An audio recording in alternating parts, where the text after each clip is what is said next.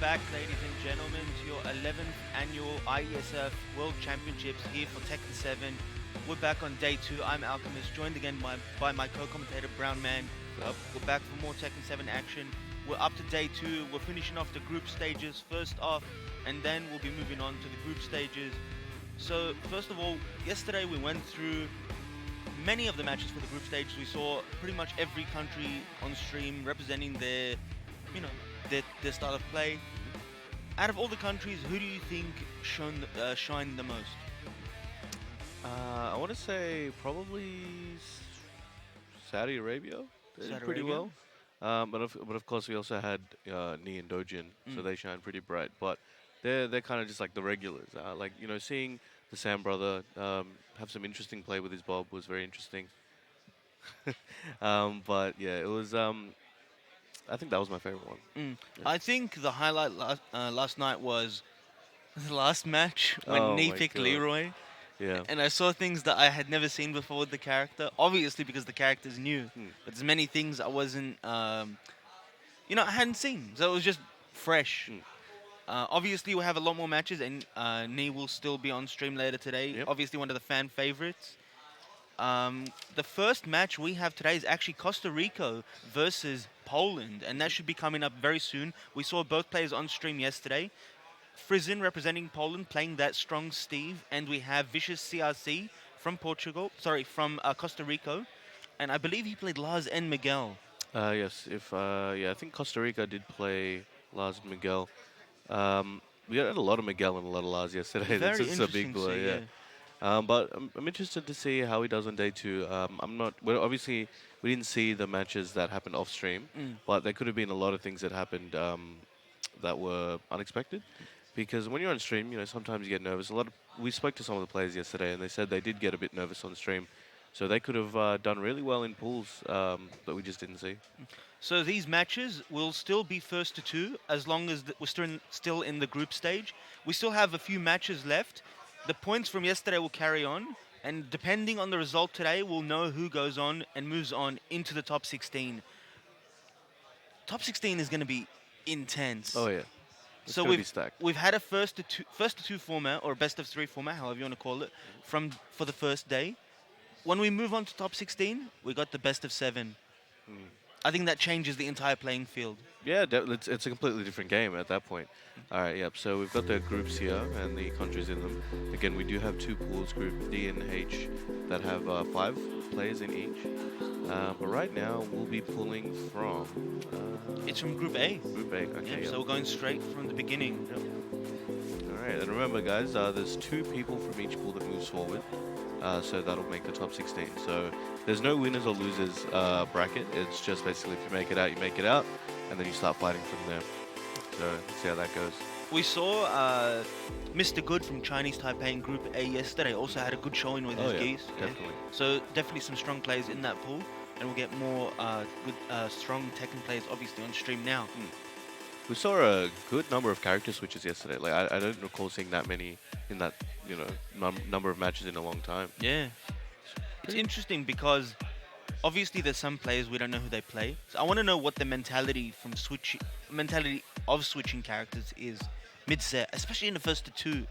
Because in a first to two, sometimes you want to maybe use the first game to get some information, Mm. and the second game, third game, you'll use that information to try and capitalize on the mistakes your opponent's making or the patterns that they have, and with that, take the set. But some people decide to switch. Yeah. Maybe they see something, a pattern, or like something that the opponent is trying to exploit, and they say, you know what, this character is better for dealing with this situation. Yeah. And I think that sometimes is the case with the character switches. Yeah, for all I know, we could see maybe 3 character switches potentially in these future sets. That'll be really a strategic thing to see. I'm not sure how many characters some of these people play, but it was good to see character variety. I also want to point out, I'm pretty sure we're going to see more Ganryu and Leroy today. Oh yeah, People have been showing that they like to play those characters. We had both Meat from Indonesia, Dojin from the Philippines pick Ganryu. We had Ni, obviously from Korea, picking Leroy. And there was one more player that picked Leroy. It was, I don't remember who it was. At any Okay. rate, the match should be getting started any minute now. Once again, it is Costa Rica versus Poland. So, based on the characters we saw yesterday, if it's Miguel versus Steve, something interesting about the matchup is Miguel in season 2 or season 3, I'm not exactly sure, received a massive buff to his punch parry from Savage Mm. Stance. It's a full launcher, it's safe if I'm not mistaken. It has early startup, I think on frame 3 or 4. So that's something Steve has to look out for, especially in situations where Miguel transitions into that Savage Stance. And he does so from many of his moves. Stuff he uses in neutral, like a down forward 1, like a down back 3, a while standing 1. Many, many moves. So with Frizen, if Vicious decides to go with that Miguel, that's something he has to keep in mind. You can't play over aggressively, otherwise you're gonna get yourself punch parried and comboed to death. Yeah, his damage is crazy, and with buffs like that, it makes it just as you were kind of saying, just very scary to play him in that sense. But let's see what they do with that today. Frizen looks pretty relaxed right now. Vicious CLC just getting a bit of help there, getting this underway pretty soon. We've got a lot of matches coming up today that I'm very excited for, not just in the pool stages or the group stages. I'm really looking forward to I believe the top 16, because that's as we mentioned before, that's really going to be where a lot of these players get to kind of let go of a bit of the stress. Like they're made to pass the first stage, you got a bit comfortable, and now you can really show what you've got. Now after that, we have the quarterfinals. That's we got continuing the best of 7 format, but that's going to be pretty intense. We'll see how that one goes, and obviously best of all grand finals tomorrow, and just top the top bracket tomorrow. So that'd be pretty interesting. Going back to the matchup at hand, I also wanted to discuss Steve, also one of those characters that has excellent long-range punishment. He's got that Sonic Fang, he's got that forward 1+2, he's Oh, got yeah. the forward 2. He's always been one of those characters that can consistently punish Miguel's Savage down forward 2, and that's a tool a lot of people like to use as a mix-up in Yeah. Savage stance. That's if Vicious picks Miguel like he did yesterday. I mean, he could pick, like we said, he could pick out a character that we haven't seen yet. We've seen so many characters. Yeah, like honestly, low-key, I kind of wanted to see Leroy come out for no reason in particular. But we'll see how it goes. So a lot of these players are actually, just due to the way things work, they just have to play, even if they kind of technically knocked out already, they still have to play to complete the brackets. But that also gives people an opportunity to maybe stray from the character they may usually pick. They may go with someone where it's like, well, I'm pretty good with this character. I wasn't really confident with them in the major tournament, but maybe I'll try them now. And for all they know, that could be the point where they find out, okay, I can be successful with this character. So having that kind of circumstance can, help you improve. Also, something to note is, on day one, we didn't actually get to see the United States play on stream. And I'm looking at the schedule here, and we do have a match where the USA will be playing. So for you guys at Ooh. home supporting from the USA, Anakin will be playing on stream later today. I'm looking forward That's to that. actually the second match. Yes. Ooh, So very, stick very around, soon. stick Yeah. around. Anakin obviously coming off on that top 4 finish from TWT finals, playing an amazing Jack these days. He just seems to get better and better and more Oh, yeah. consistent as time goes on. I want to see if he can continue with that form into this tournament. I don't know how well he's done so far in the round robin, Mhm. but I would assume he's doing really well, Yeah. considering he's been playing, out of this world recently. Yeah, it was just in the TWT, did super well. Like coming straight, sorry, coming straight from there to here. Like I would assume he's still feeling hot. So let's see how he goes. He's walking around. He looks pretty confident. Like he looks pretty happy.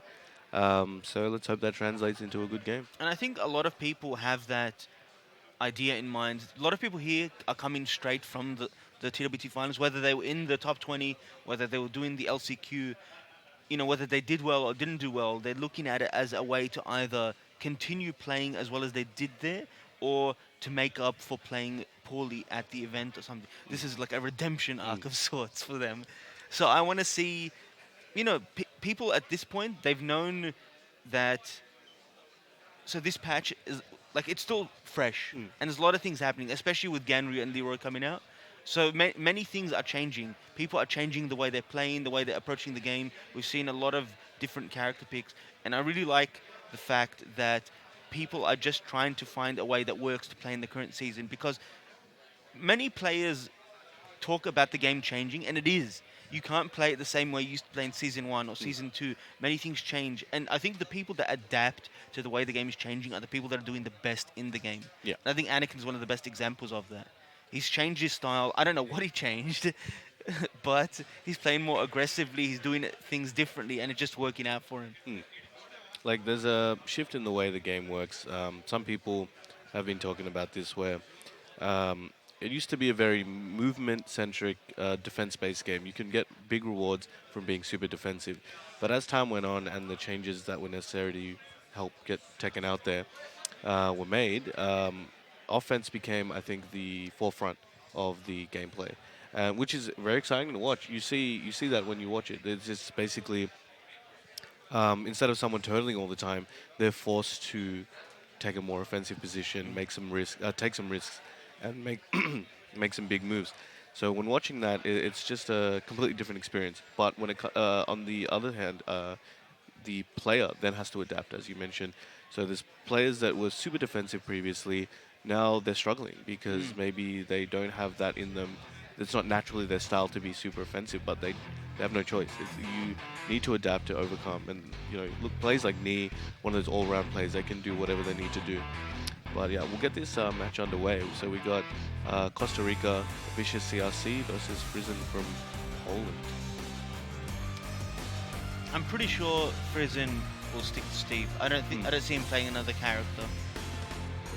And obviously, me being a Steve player, he's one of my main characters. I do love watching a good Steve.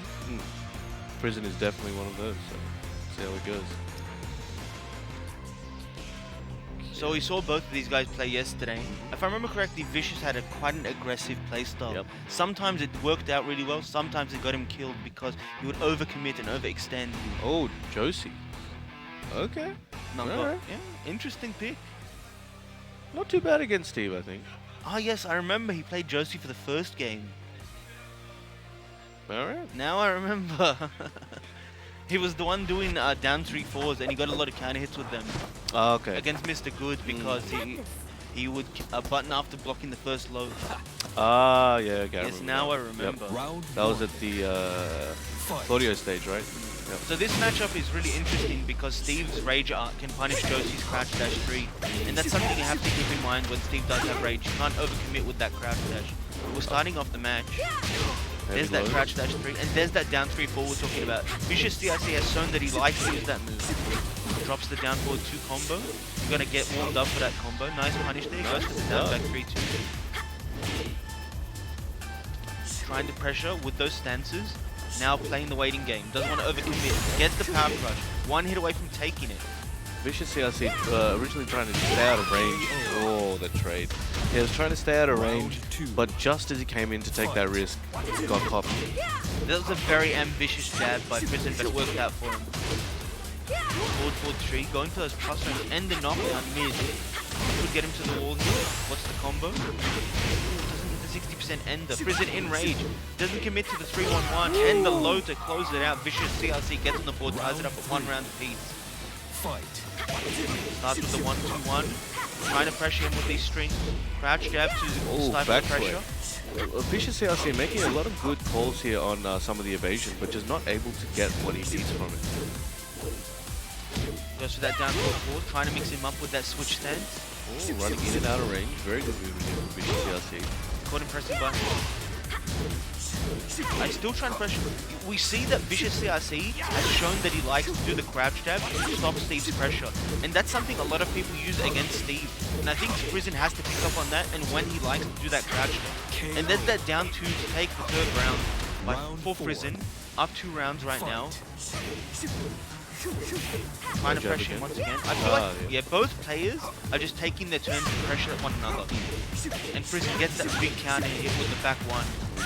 Sonic Fang ender. Couldn't get the second Sonic Fang there. Still decent damage from that combo. Alright, see, you notice Prison just sidestepped, sidewalked a little bit to put Vicious back at the wall. But now there are sides that are at the wall. Let's see if we can get this wall break real quick. Back sway into the heavy low. Oh, he misses the follow. Ah, there you go. Prison cops that one. Prison gets that one. Prison takes the first game. So the interesting thing about that is I feel like most of the damage that Vicious got was from lows, like crouch dash 3, full crouch down forward 4, down 3, 4. Yep. And obviously when Prison was attacking when he shouldn't be on strings, so like 3-3, I think hit him twice. The second hit, he got hit with successive hits of strings. So I think he should slow it down and focus on pressuring, but doing safe pressure and focusing on trying to pick up on the crouch dash time, which is CRC. Gets that back 2, should get him to the wall here. He's up 2. Doesn't finish the combo. He had a Gatling gun there. 1-1 for the wall pressure. Ooh, again, very good call on the evasion, but just cannot get what he needs from it. Gets blocked every time. That's right. Well, he's into the wall bounce. Goes for the combo and the down 2 to close it out. Very well done by Good Prison. momentum from Prison right now. It's 3 rounds straight for him right now. Goes for that down forward to the homie move to keep him locked down. Doesn't want him moving around. Trying to push him to the wall with that pressure. Vicious working his way out. These low jabs are doing a lot of work. Oh, gets the evasion that time. Nice launch. Yeah, cashes in on the mid. Fine. Oh! Well, I don't know about that. Nobody call Harada. Let's go. He went for the full string that time. I think that's the first time he's completed the 1-2-1-2. And as I was saying, refuses to duck on those. most of the damage he's getting is from these big lows, and it just shows there. Gets that round once again, puts himself on the board in this second game. Oh, and cashes in. Very nice. Alright, see, these mix-ups are really working. He's not even doing switch stance mix-up. It's the crouch dash mix-up that's really working. Even a basic. Oh, rocket punch hits while getting up. This is a very bad position to be in. Let's see if we can get out of there. Nice. It's the literal corner, but he works his way out. 1 frame too late on that punish. He moves -13. Oh, is he going to go for it again? Do it, man. Do it. Oh, goes for the mid. Alright. The crouch jab doing work. These low jabs are doing a lot of Down work. forward 4, one of Josie's best round-ending moves. A very long-range mid. There's that 3-3. You need to be ducking that. That's only -1 on block. There's that crouch jab. Comes out once again. You need to be ducking that 1-2-4. I feel like we're going to see a low parry from Prison soon for one of those low punches. Yeah, well, that's what he has to pick up on. There's that 2 throw, no break by Vicious. Decides down the ground. Good choice for him. Doesn't get hit with the Oki. Nice break. He does break it, but it puts Prison at the wall. Regardless, he works his way out. And he breaks the wall for him. Weird action. Down 2. That's 3 rounds taken by down 2. I don't think I don't think Vicious has picked up on Prison's lows to close out rounds yet, or at least he's not trying to block them.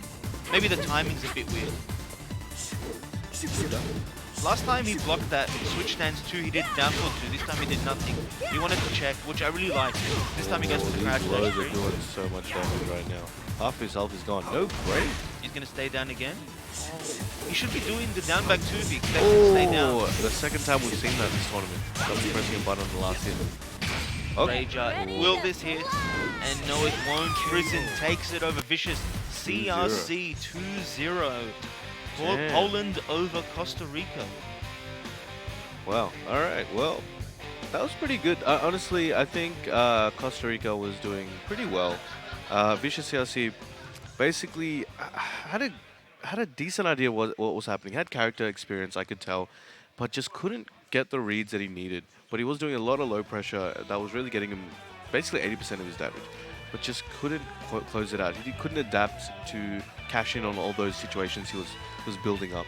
But well played by both. I think if you look at it based on what happened in the match and how Frizen won most rounds, he didn't really counter hit Vicious that much, which means Vicious was probably scared of get back 1, down forward 2, so he was trying to play around them. And when he had the chance, when he felt like no button was coming out, he went for those lows and the mix-ups and whatnot. I think because he might have been playing around the counter hits too much, he limited his options in neutral, and I don't think that's always a good choice. Most people, when they verse Steve, they think, you know, back 1 is like the be-all, end-all, so they'll play around it until the end of days. They'll like do high crushes to no avail. And then they're just there standing, they're like, I've limited myself to like 3 or 4 moves. So what do I do when I need to do something that doesn't high crush? So you've locked yourself Yeah, down. yeah. You have to understand, yes, it's a very strong move, but it's 13 frames. It's a high, it doesn't have the best range, but it has a good hitbox. So if you attack, it has an extended a hitbox where it'll reach further. But if you're moving around, it'll likely whiff. And the change in Season 3 made it recover 2 frames slower on whiff.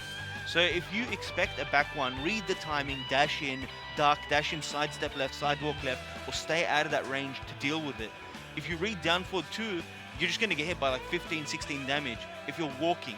If you sidestep block, or if you stay out of range of both options, it becomes very difficult for Steve to open you up in neutral, and he has to overcommit to lows like down back 3-2, because the full crouch down forward 1, yes, it starts a lot of his mix-ups, but you can just hold back and keep backdashing to get out of it. Most characters cannot backdash out of consecutive lows from that stance, but what you can do is just force them to keep doing the lows, and then they'll eventually try and do a mid. But at any rate, very well done there by Frism. Takes it over Vicious CRC. Are we gonna go to a break for this one? And yes, we will be back very soon with a match that everyone's been waiting for. We'll have USA versus Namibia coming up after this short break. Stay tuned.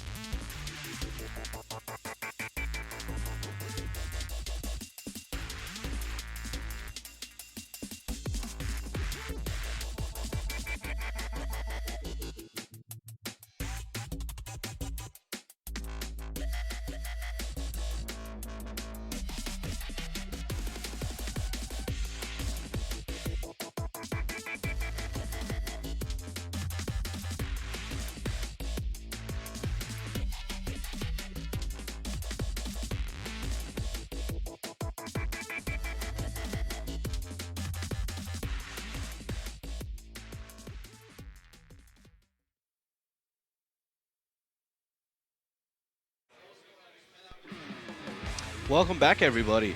We are back at the 11th Esports World Championships from IeSF, and we've got a spicy match for you coming now.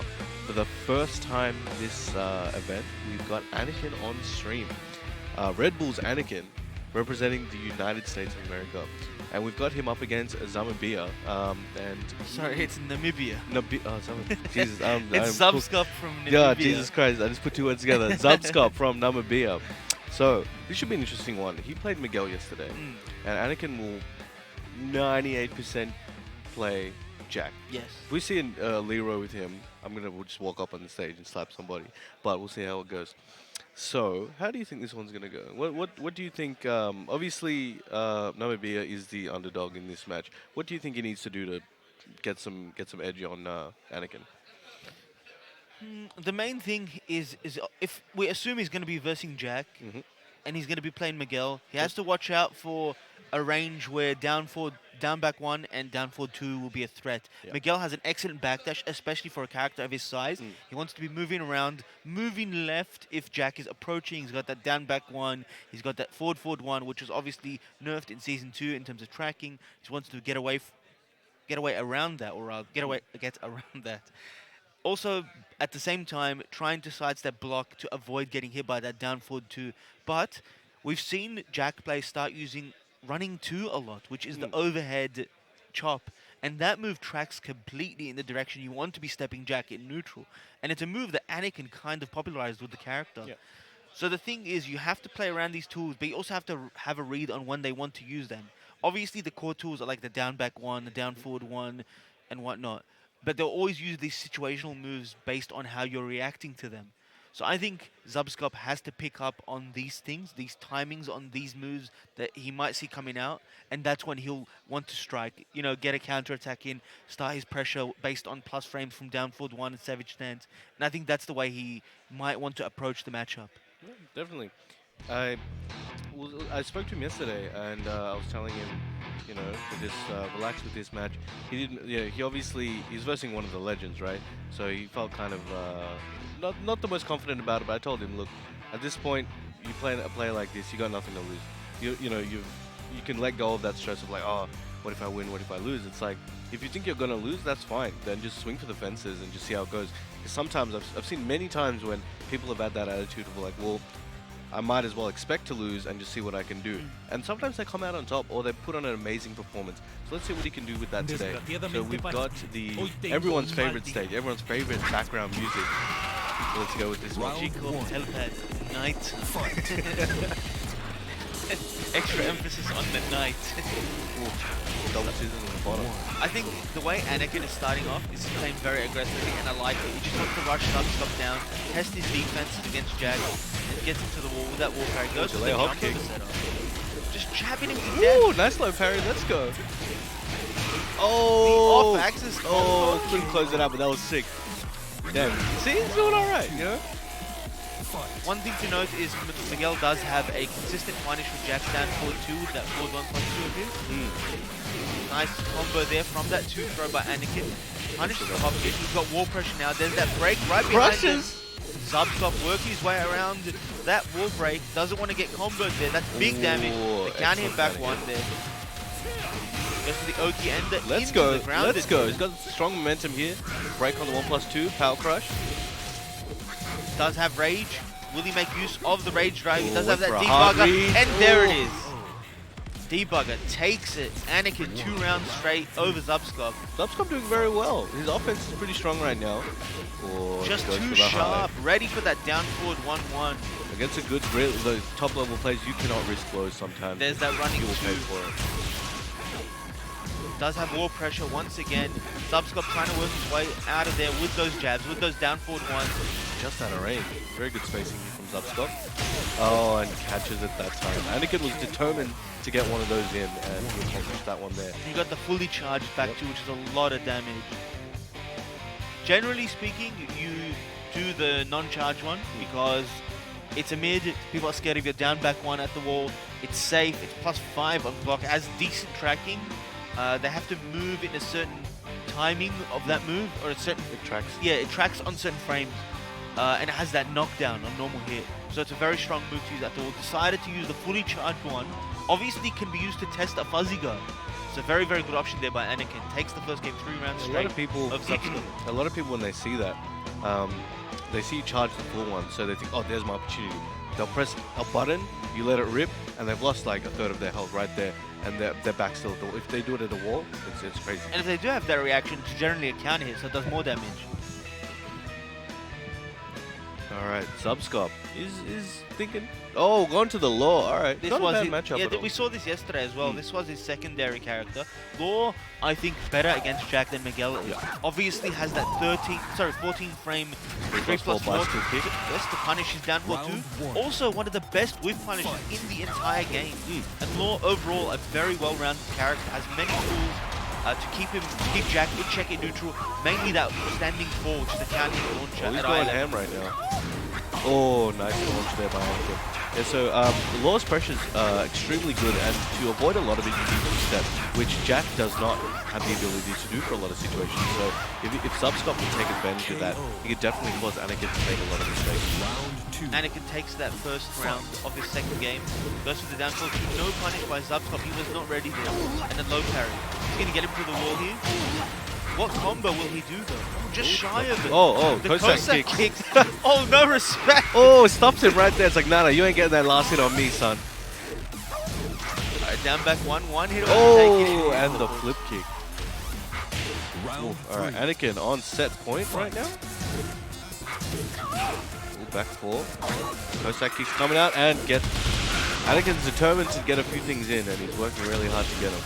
That's one of the few moves that's one of the moves that you don't really see often, but when you see it, sometimes you're confused and you do get hit by it. Goes for the wind-up punch. Can he end it here? Subscop does have rage. Can he make a comeback? Oh, here's the pressure. Nice step. Can he get a launch? Oh, unfortunate there. All right, so that is 2-0 to Anakin from the USA. Namibia with Subscop losing that match, unfortunately, but one of the legends. What can you say about that one? Very strong showing by Anakin. As we were saying earlier, he's coming off a very strong performance from the Tekken World Tour Finals, and it seems like he's continuing with that form. Yeah, definitely saw a very confident play there. There was a few things he wanted to abuse, and he just went with it.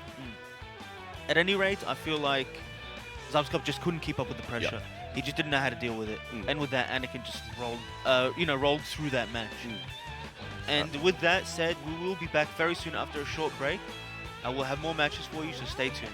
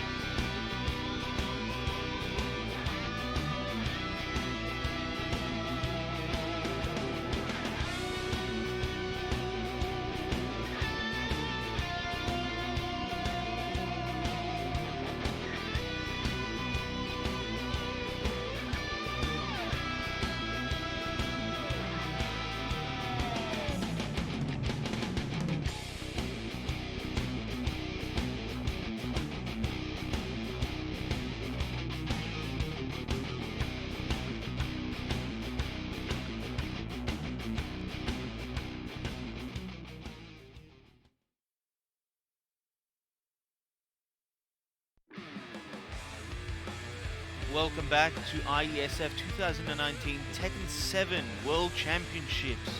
We got another match lined up for you guys. We got a really good one in the works. So both of these players had a really strong showing yesterday. The first one, PB Dojin from the Philippines, picking that Ganryu, that day one Ganryu, showing us what he could do with it. And he'll be going up against Mexico's Divine Exorcist, who played Claudio. And his Claudio steamrolled his opponent. I don't remember who he was playing, but he played really well yesterday. Yeah, definitely very good. He And knows his character. I think this match is going to be very close based on what we saw yesterday. I think both players have their own styles. If I remember correctly, Divine Exorcist played very, very aggressively when he had that Starburst. Yeah. And whenever he did have that, he did try and enforce the mix-up. If you don't know how to deal with that mix-up, you're going to have a hard time against him. And obviously Dojin, you know, he's going to play whichever character he feels like. He's shown that he has that Ganryu. He's shown that he has, you know, pretty much any character he wants to play. Now, which character is he going to go for is the question. We are in Group C, and we'll be seeing... Nice pun. the Philippines versus Mexico, as they say. So I'm not sure if they coin flipped or what happened, but I feel like they're on opposite sides that we maybe expected. So could that maybe one of them wanted a particular side and they had to flip or something? I could be wrong, but that may play a factor into this match. Like if someone wanted a side and they didn't get it, that may cause an issue. Picking sides in Tekken is actually very important, and more so than people think about. For example, it's not always about what side you prefer to play on. For example, Mishimas like Kazuya and Heihachi, because of their forward four being a very strong tool in neutral, it leaves the opponent crouch. But because they're on player 2 side, they cannot sidestep to the foreground, which is the left side, which is the weak side of Mishimas, making moves that follow up that forward four much more difficult to deal with. So we have to think about it from a strategic point of view. Now, whether they did that in this case for that reason is hard to say. But what we can say is Divine Exorcist did get that P1 side, and many players covered that P1 side. They prefer it because of the fact that many people at home that play Tekken over the years have just gotten comfortable because they play P1, they play by themselves. And you know, they're just practicing on P1 because that's the default side. So Divine Exorcist, he may have good character knowledge overall. Definitely Dojin does, as we've all seen. But if Dojin chooses a new character, that may pose an issue for Divine Exorcist. He may not be ready for a Ganryu or a Leroy. I'm gonna go off tangent a bit. Dojin's stick. What do you think about that color combination? The blue and the green. He likes what he likes, I guess, you know. He's really like, he loves the green arcade, maybe. I don't know, man. It's a bit interesting. It's not bad, but it's certainly not bad. Alright, so going to the first game, and Dojin going with the Julia pick. The Julia pick. That's interesting. I want to know why. He must be like, alright, I have a particular mindset against this player. I saw the play yesterday, this is what I need. Julia, one of the few characters that can wall splat Claudio after he does his down 2-2 on block because it is minus 12, and Julia does have that 12 frame knockdown with full crouch down forward 2. Nex is doing very well right now. He's playing exactly like he did yesterday, very aggressively, trying to get that starburst, trying to enforce mix-up. And there's the hop kick, the first one of the round, and it hit Divine X. Stamps that first round hard, that's mine. Fight. Alright, this Julia pick, let's see why he picked it. Right now, getting that launch on the running 2, nice duck, into the combo, finishes the string. Good running. No break on the grab, very unlike Dojo. Interesting OT on that throw. Nice pick up. Went for the hell sweep, got the second hit. This should be it. Interesting choice. Goes for the war drums, ends the round regardless. He can't be dropping those combos, especially if it's a pivotal point like that. You might lose rounds for those mistakes, and you can't be doing that. Very good recognition for the stream. That was his 2 actually, not bad. Interesting combo choice again. Goes for the war drum, gets the wall slap, backdashes into the reflow, and the big damage with the blue spark. Divine Exorcist in rage, uses it. What's he going to do here with this wall pressure? Just waiting for that opening. Using that side step four and the recognition on that move by Dojin, blocks it in time and punishes. Up 2 rounds to 1 right now. Goes for that standing 4. Oh, he caught him out of the hop kick animation in the early frames. Should get him to the wall here while running too much. Oh, the damage. Oh, look at that. Oh, doesn't duck the high one. Not really for that. Nice combo. Let's see what it does on wake up. Interesting choice to go for Oki there. Getting big damage from that side step forward into the plus frame. Commits to the mid, gets punished for it. Uses the blue spark. Oh, can he bring it back? This could be anyone's match. One launch and it's all over for either of these guys. The second hit, that's still catching people to this day. God damn. Dojin cashed in. That second hit is minus 13 on block. Obviously, her down forward 3, people are not used to it having a follow-up. So they'll look at it, they'll think, you know, it's my turn to button. The second hit comes out. The move does not jail. You get counter hit. You get that rollback animation. Very well done there by Dojin. He recognized that Divine Exorcist was pressing buttons, pressing a lot of buttons, especially in retaliation to him doing something that's negative on block. Committed to a 2-hit string to mess with his rhythm, and it worked for him in his favor. But, well, the thing is, it wasn't a super one-sided game either. It was kind of like, yeah, maybe this could go either way. A lot of the rounds were like, or some of the rounds were kind of like, okay, one more move and this could go either way. So that's pretty good for Divine Exorcist. Oh, what is this? Why does everyone have a Lars? What is happening? This is the 4th or 5th Lars we've seen this tournament. When you qualify for IeSF, do they just hand you a Lars and like, all right, here's one in case you need it? You know, speaking of Lars, Dojin was actually a Lars main. But he hasn't been playing the character for a while, so he definitely knows this character. He really likes the character. Definitely. We just haven't seen him play in a while. All right, let's see how this one goes. Is that on Lars? There's that down forward 3. Try to send a message reminding him that you lost because of this move last time. Goes for the orbital.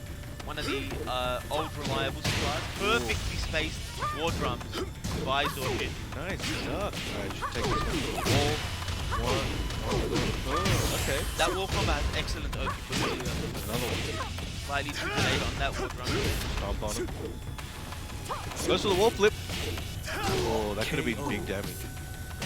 But the wall was there, so it's not the most risky thing in the world. No. Back turn damage, yeah, not much.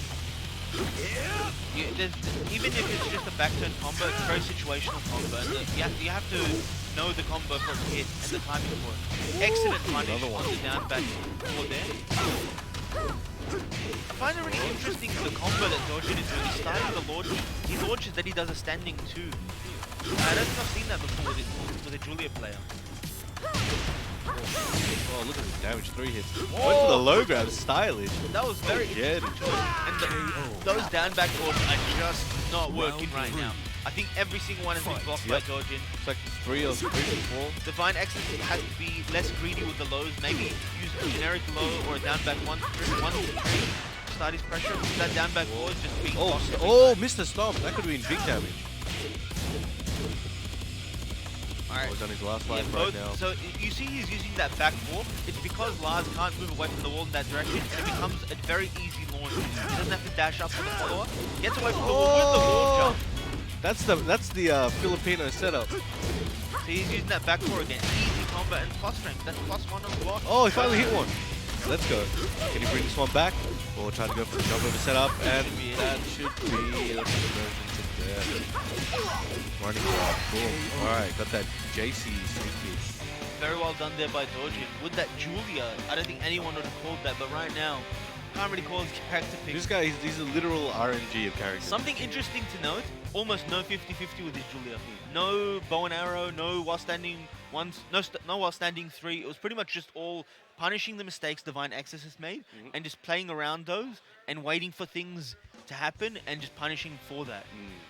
So very well done there by Dojin. Takes it over Divine Exorcist. That's Philippines over Mexico. We will have another match for you guys coming up from Group D after this. It's going to be Sevlan from Iran versus Mr. Expendable from Israel. And we'll be back after this short break. Yes, sir.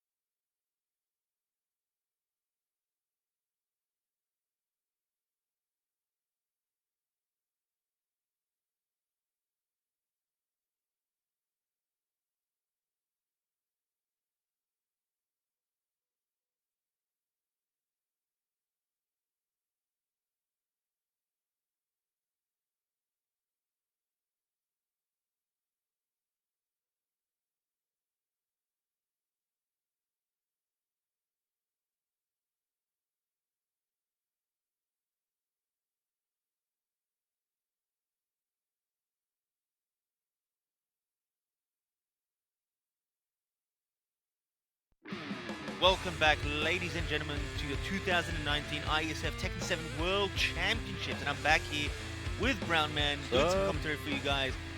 We got a great match coming up, and I'm sure you guys know these two players. We're going to have Japan versus India. We're going to have Take, representing Team Yamasa, versus Taejan, aka Tehan. The wise words of Michelle Obama. Alright, so we got a really good match for you guys. Right now, I have no idea which character Take is going to pick. He's shown that he wants to play Kazumi in Season 3 again. After all this time trying out different characters, he went through Geese, he went through Steve, he went through Claudio, he went through Paul, he went through so many characters.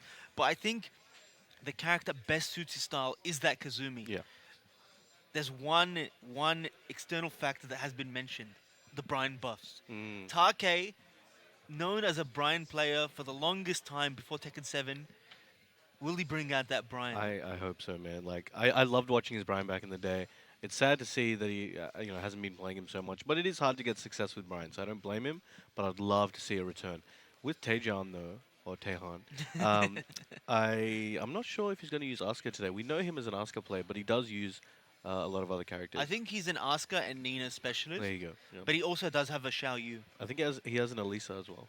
Yes, you are correct. Yep. Actually, that's the character he's been using more so in tournament recently. I think it's because of how strong Alyssa is right now. She's like, if you know, you know. One of those things where she's one of the best characters in the game, in my opinion. But there's different factors to that. But her movement is top 3, top 2 easy. That's a major factor of Tekken, right?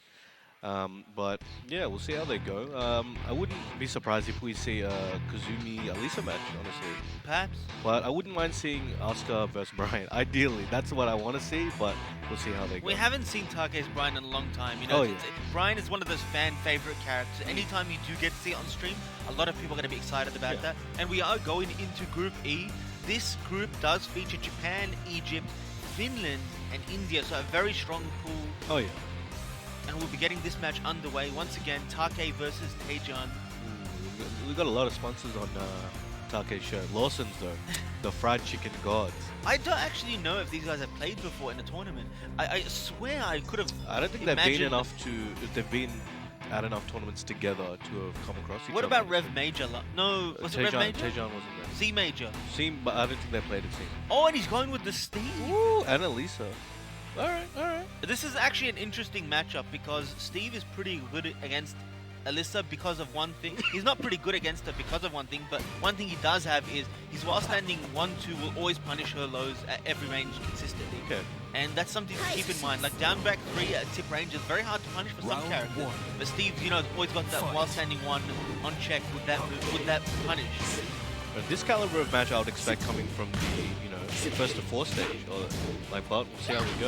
Also, when it comes to like a really in-depth analysis of this matchup, Steve actually doesn't deal well with chainsaw stats. He cannot weave most options. He doesn't have a generic low from crouch, so he cannot interrupt the chainsaw pressure after destruction stance down 1 on hit. So there's a lot of things to keep in mind. But right now, Taejan just going straight off the bat with this pressure.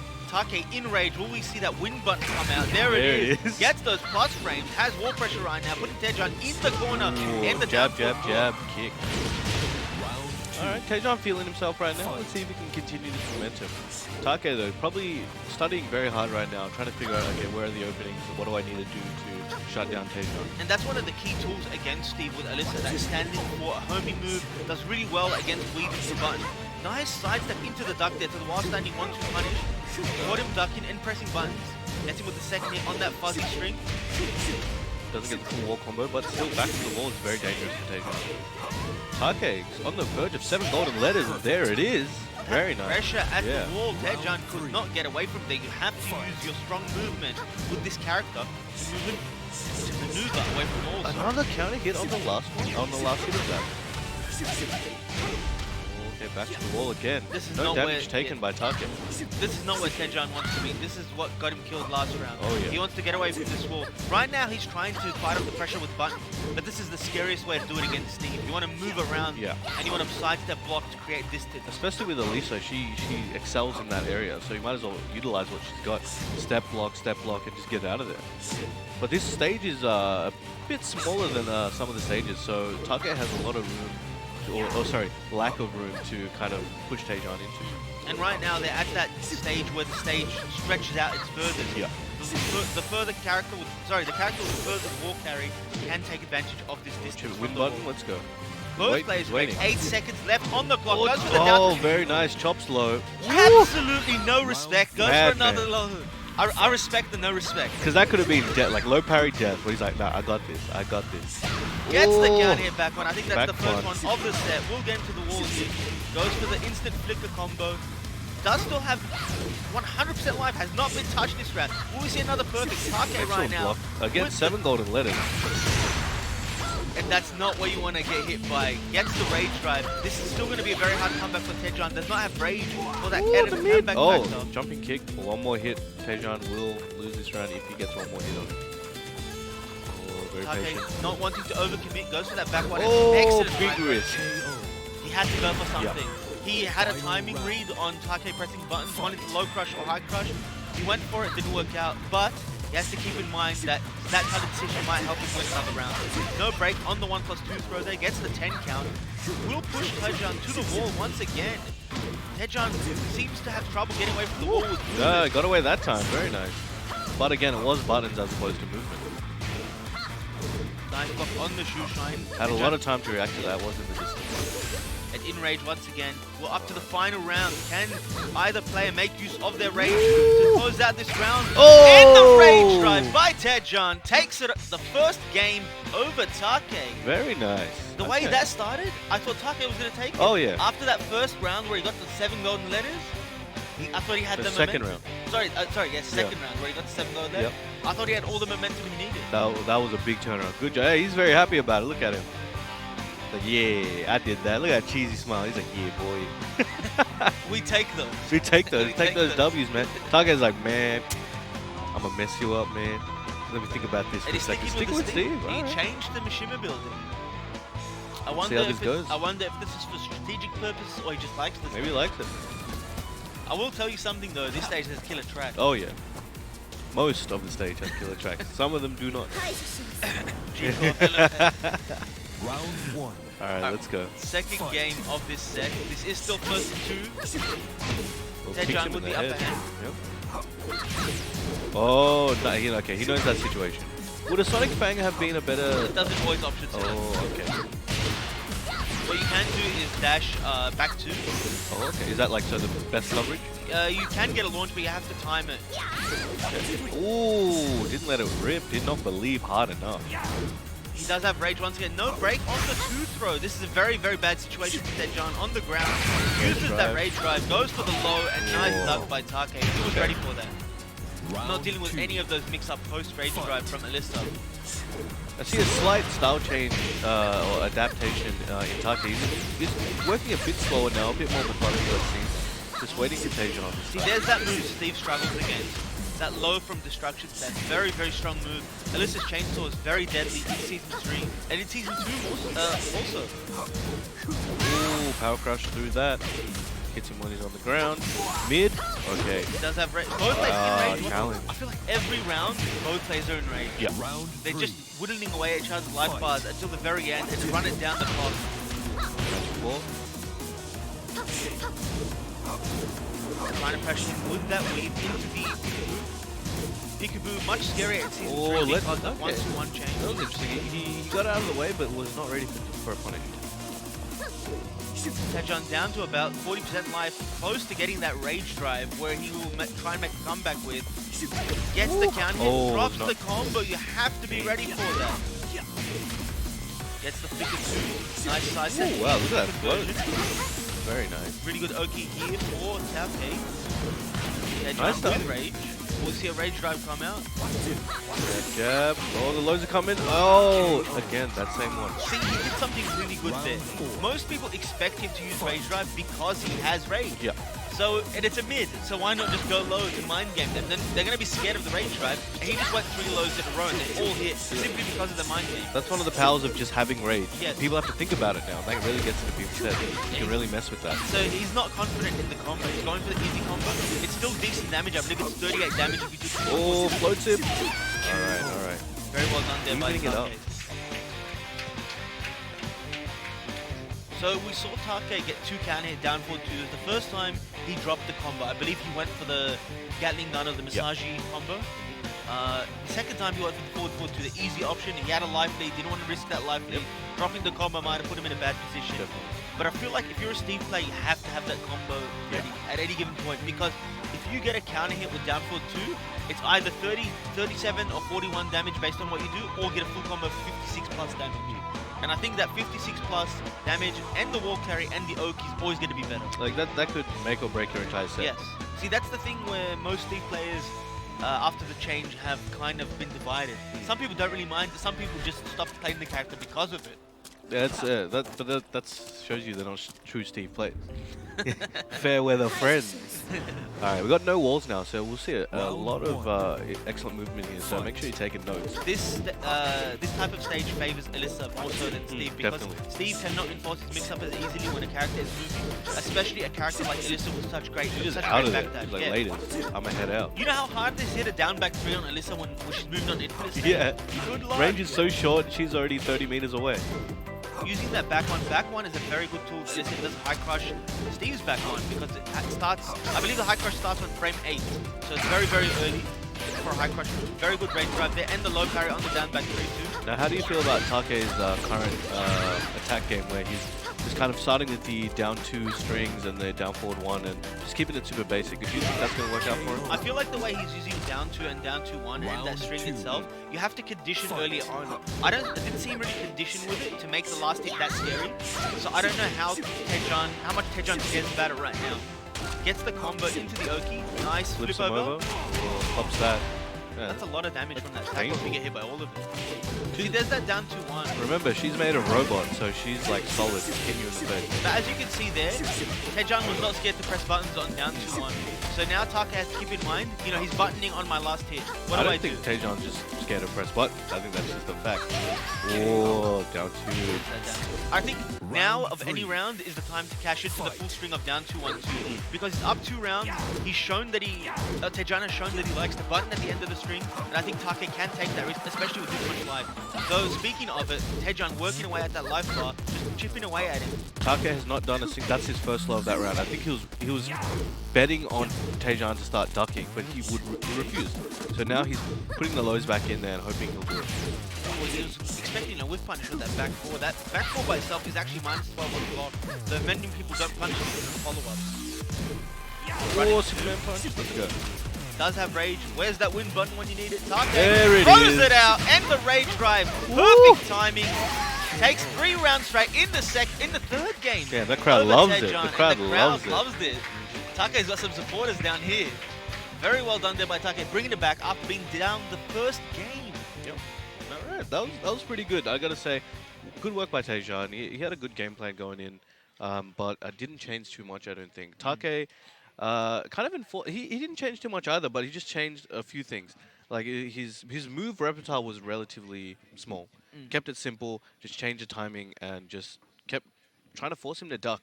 But Tejan just wouldn't duck that much. Even though Take conditioned Tejan to button after down 2-1, he'd never cashed in. So even if the set went longer, he still had a lot more juice. Yeah. You know, but with that being said, we will be taking a break. We have another match coming up for you guys. After this, it'll be Sweden versus Saudi Arabia. It'll be Adamo versus the Sam brother, who we've both seen play.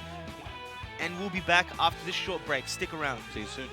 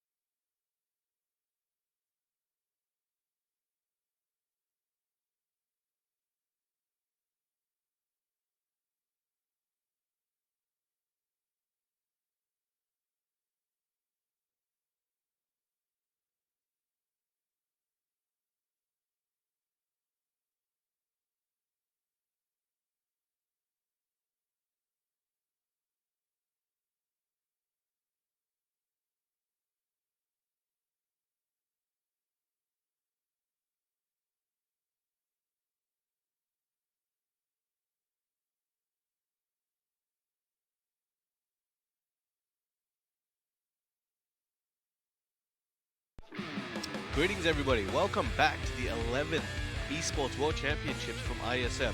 We've got a cracker match coming up for you guys. We have got Adam O, or Adam Zero from Sweden versus the Sam Brother from Saudi Arabia. This one's going to be a good one.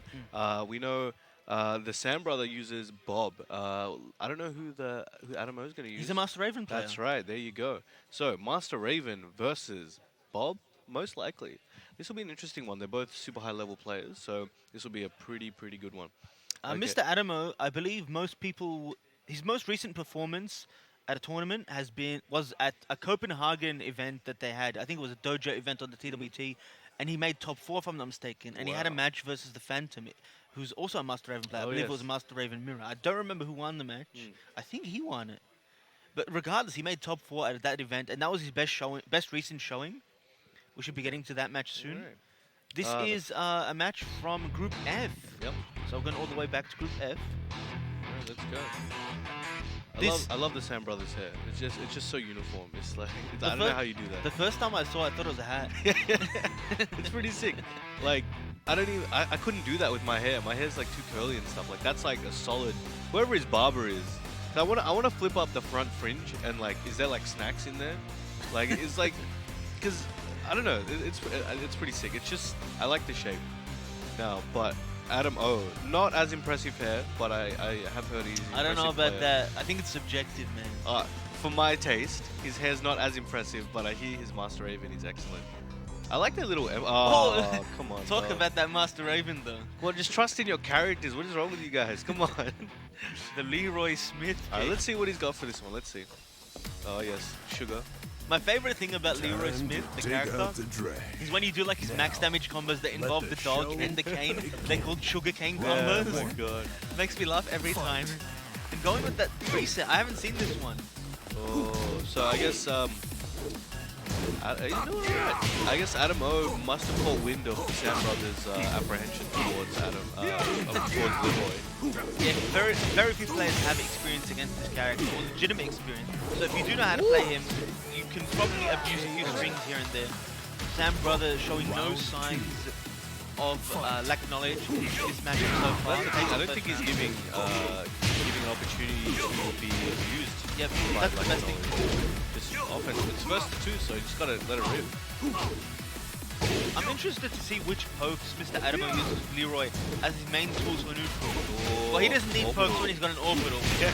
He's got that combo. Look at the damage before the wall break. Oh, That's the Hell hell sweep.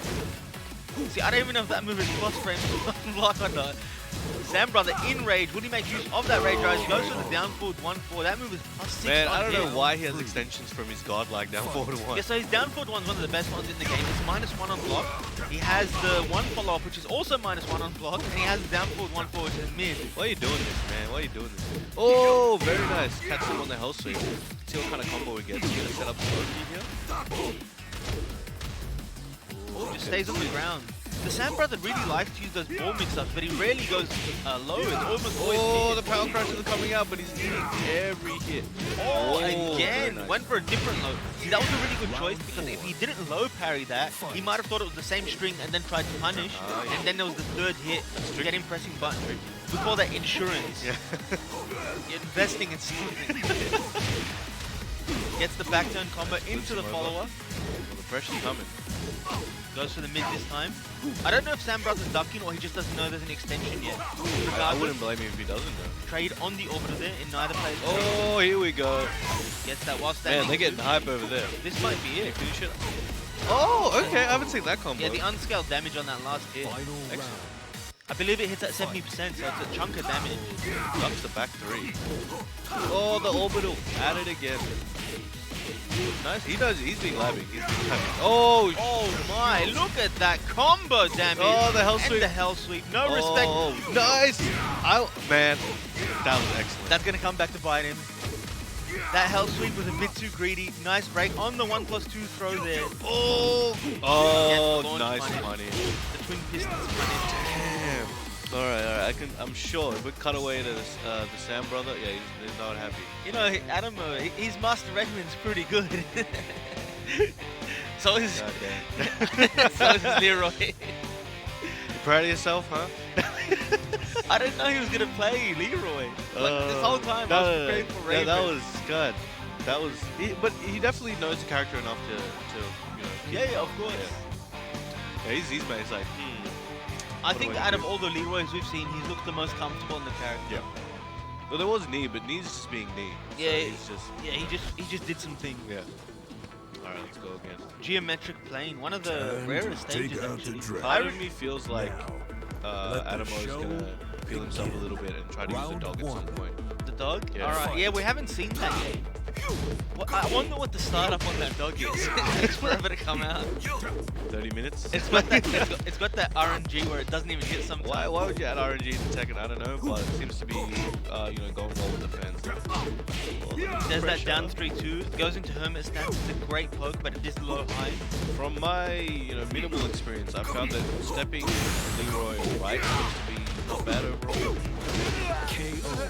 But obviously, the Sam Brothers are not going to be aware of any of that. It's just going to be moving back and forth for the most part. And all catching that orbital. That orbital is definitely one of Leroy's best moves. -3 low crush, launching mid, All overhead. excellent Ooh, range. look at that step. Oh, nearly let it rip. Very good job there. That's a bad situation to be in for Adam. He wants to get away from the ball, otherwise he's going to have to deal with that 50-50. Imagine Bob. You're fighting Bob. You just see that man just do a running three. He might be dead. Giant man. Oh, didn't let it rip. I see no reason why he couldn't just do the 1+2. I think he was out of range for the last 50 hits. But by the time you recover, would you have been punished? Probably. Okay. Goes for the back 2-2 combo. I think he thought he didn't have the height at the wall to get the max damage. I actually haven't seen any 1+2 punishes. Like, especially after this combo. Ah, yes, you are correct. I was about to say, has he thrown out many Let's go. Okay, 2 rounds to 1 right now. Sam Brother trying to make a back. He needs to even up the score if he wants to live on. The Sam Brothers doing a lot better now that he's just doing small pokes rather than, trying to wave dash into a mix-up and get launched with orbital, which was what was happening before. For a little bit, he's like, okay, maybe I'm going to try to defend for a bit. But he's realized there's no point. I don't know the character enough. I might as well just go ham. There's that stomach. Doesn't commit to the second hit, goes for the orbital. Oh! Oh my Nice. days, that Wow. Loki. He has so many wall combos, so many different wall combos, all options. Oh, the mid. Didn't catch him ducking. Oh! Okay, here we go. Oh, Hell sweep! hell sweep. Ooh, okay. The Sam Sometimes Brother. you gotta have that You killer gotta do it. instinct. You You gotta gotta do it. Because that was the set right there. If he had got that block, GG. He knew he wasn't gonna duck. He saw that. He could see the future. He's got that 20/20 vision. I've noticed here and there the Sam Brothers trying to step, but he's getting very tentative about that because the back force from Adamo are coming out in force. So it's really stopping him from trying to figure out which way he should move. So it's just going to be a back and forward match. But I've noticed Adamo is stepping a bit, so because obviously he knows Bob, right? He's had experience, so he knows when to step. But it's just really making it hard for the Sam Brothers. See, I right really now. like this decision to go to an infinite stage. I feel like most of the pressure and the damage Yeah. that the Sam Brother has gotten has been at the wall, Time especially to on take Oki, out the where he gets like a dragon. health sweep mix-up Now, or wall pressure the or show some sort of begin. Oki or tech trap Round that one. he's just not familiar with. Fight. And Leroy's backdash is actually excellent. That's pretty good. Yeah, like, I don't know why they gave him such a good backdash. Well, you want to make use of it, obviously, in this matchup, especially since you want to stay away from Bob's pokes or stay out of range of his jab. Adam O is definitely staying within range on it constantly. He's like just out of whiff range and he wants to stay there. He's not just backdashing to tomorrow. One thing I would like to see, I think Adamo should definitely use more strings because I don't think the Sam Brother will be that familiar with them. Oh, the parries. Oh, he parried on string. Nice step.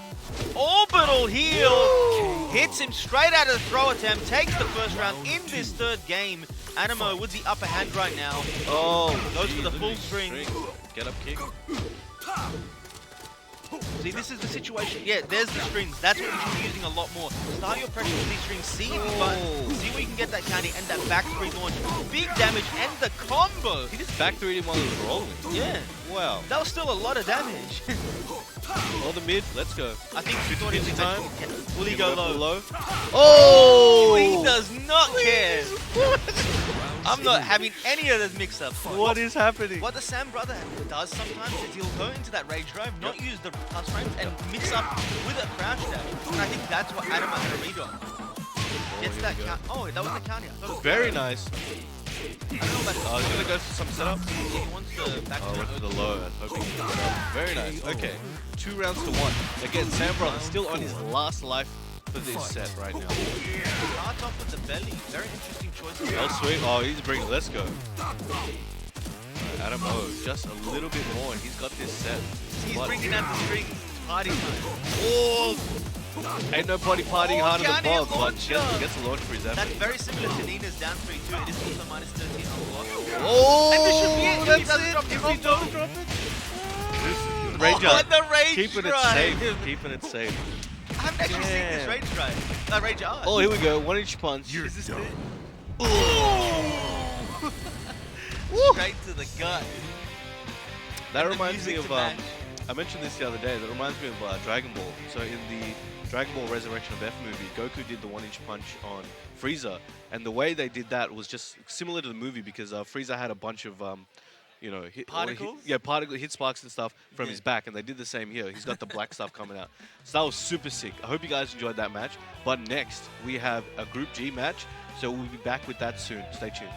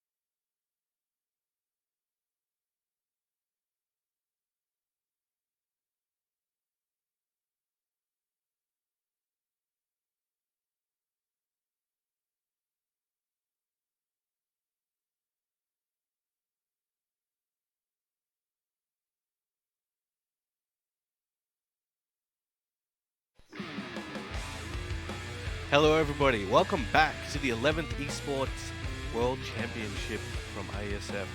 So, we've got Slovakia versus Serbia coming up next. I believe it's Dave93 against Cold Heart. Cold Heart. We We've got- saw them both on stream yesterday? Yes. Excellent. So, that one should be interesting. Do you recall what characters they use? Cold Heart was the Nina player. Mm-hmm. Uh, That's right. Yep. I remember him. I remember he played. The way he played was very weird. So he didn't really use down forward one, and I remember thinking he should use more down forward That's right, one. you did mention and that. in the end, he started doing so. Mm. But at the start, the way he was playing it was more so around pressure with sidestep one cancels and whatnot. And if I remember correctly, he didn't really change characters. He only played Nina, so I That's think right. we're gonna stick with. He's gonna stick with Nina. I respect that. We saw Dave93 play, but I don't remember who he played. No, I do not either. But I guess we'll find out. They should be starting soon. Nina's a very interesting character in this game. I feel like she's extremely strong, but the input to output ratio is way off. You need a lot of effort to really make her work, I feel. Her execution's super high as well. Like a lot of her staple things to make her decent require high execution for that. I think it depends on the level of play, to be honest. But at this level, obviously, No, that's yeah. right. Whenever I refer to that, I'm always talking like, at least Top level. at a competitive Yes, level. yes, you know. yes. Of But course. at the lower level, yeah, just have some fun, try stuff. Her instant while standing ones, I believe it was, that's hard to consistently get. To get the absolute optimal combos, you do need the high execution Yeah. combos with Nina. But she does have decent combos. See, and I knew he was a Paul player. I've played him before. This is his secondary. Where are these Lars coming from? What is See, happening? he plays Nina and Paul. I've played his Paul before, I remember. All right, this will be an interesting matchup. I knew I wasn't imagining things. Alright, So let's he's going, go. yeah, so Dave93, a Lars player. Cold Heart, as we mentioned, does have that Nina pick, but this time decided to go with that Paul. Whether it's for matchup purposes or not, we don't know. Though what I can say is Lars does have a consistent punish for Death Fist, and that's always something to keep in mind. He's got that back 3-4, excellent range, I-16 mid. Here we go. Patience for both. This was the 4-4-2-1 delay. Something I remember about Cold Heart's Paul is he likes to do shoulder when he's on plus frames, like after quarter circle back 4, and he does it to get a wall splat. He catches you off guard. Similar with after 3-2. But if your opponent's ready, that'll cost you Yes, at of least course. half your bar. But he's not. Ooh, back more the three. punch. Very nice. He's not too Round he's not too dissuaded in taking that risk. Yeah, and I respect that. Sometimes you need that. And Paul's back three, you saw Cold Heart use that very nicely. The back three knee. That's one of Paul's most underrated moves in my opinion. It's a 14-frame launch punish. The range isn't too good and it's a high, but especially if you block something that's minus 14, instant back three. Though yeah, the range is the main issue, and that's why most people don't really bring it up Yeah. that many times in conversation about Round I-14 three. punishes Yeah. and whatnot. fight. We saw in that round that the new move, the quarter circle back 3-2-3, Dave93 got counter hit by that, but Cold Heart was not ready for the combo. He still is up 2 rounds, making use of that quarter circle forward 3, one of the stronger lows in Paul's arsenal. No block on that down back 4. Ooh, going with some mix-ups here, stance mix-ups, trying to see what he does. Oh, okay. I think Dave93 was the guy that made good use of while standing 2 into dynamic entry mix-ups. Ah, I believe so. Yeah, he was going ham on that if I remember correctly. There's those plus frames from the Hammer of the Gods.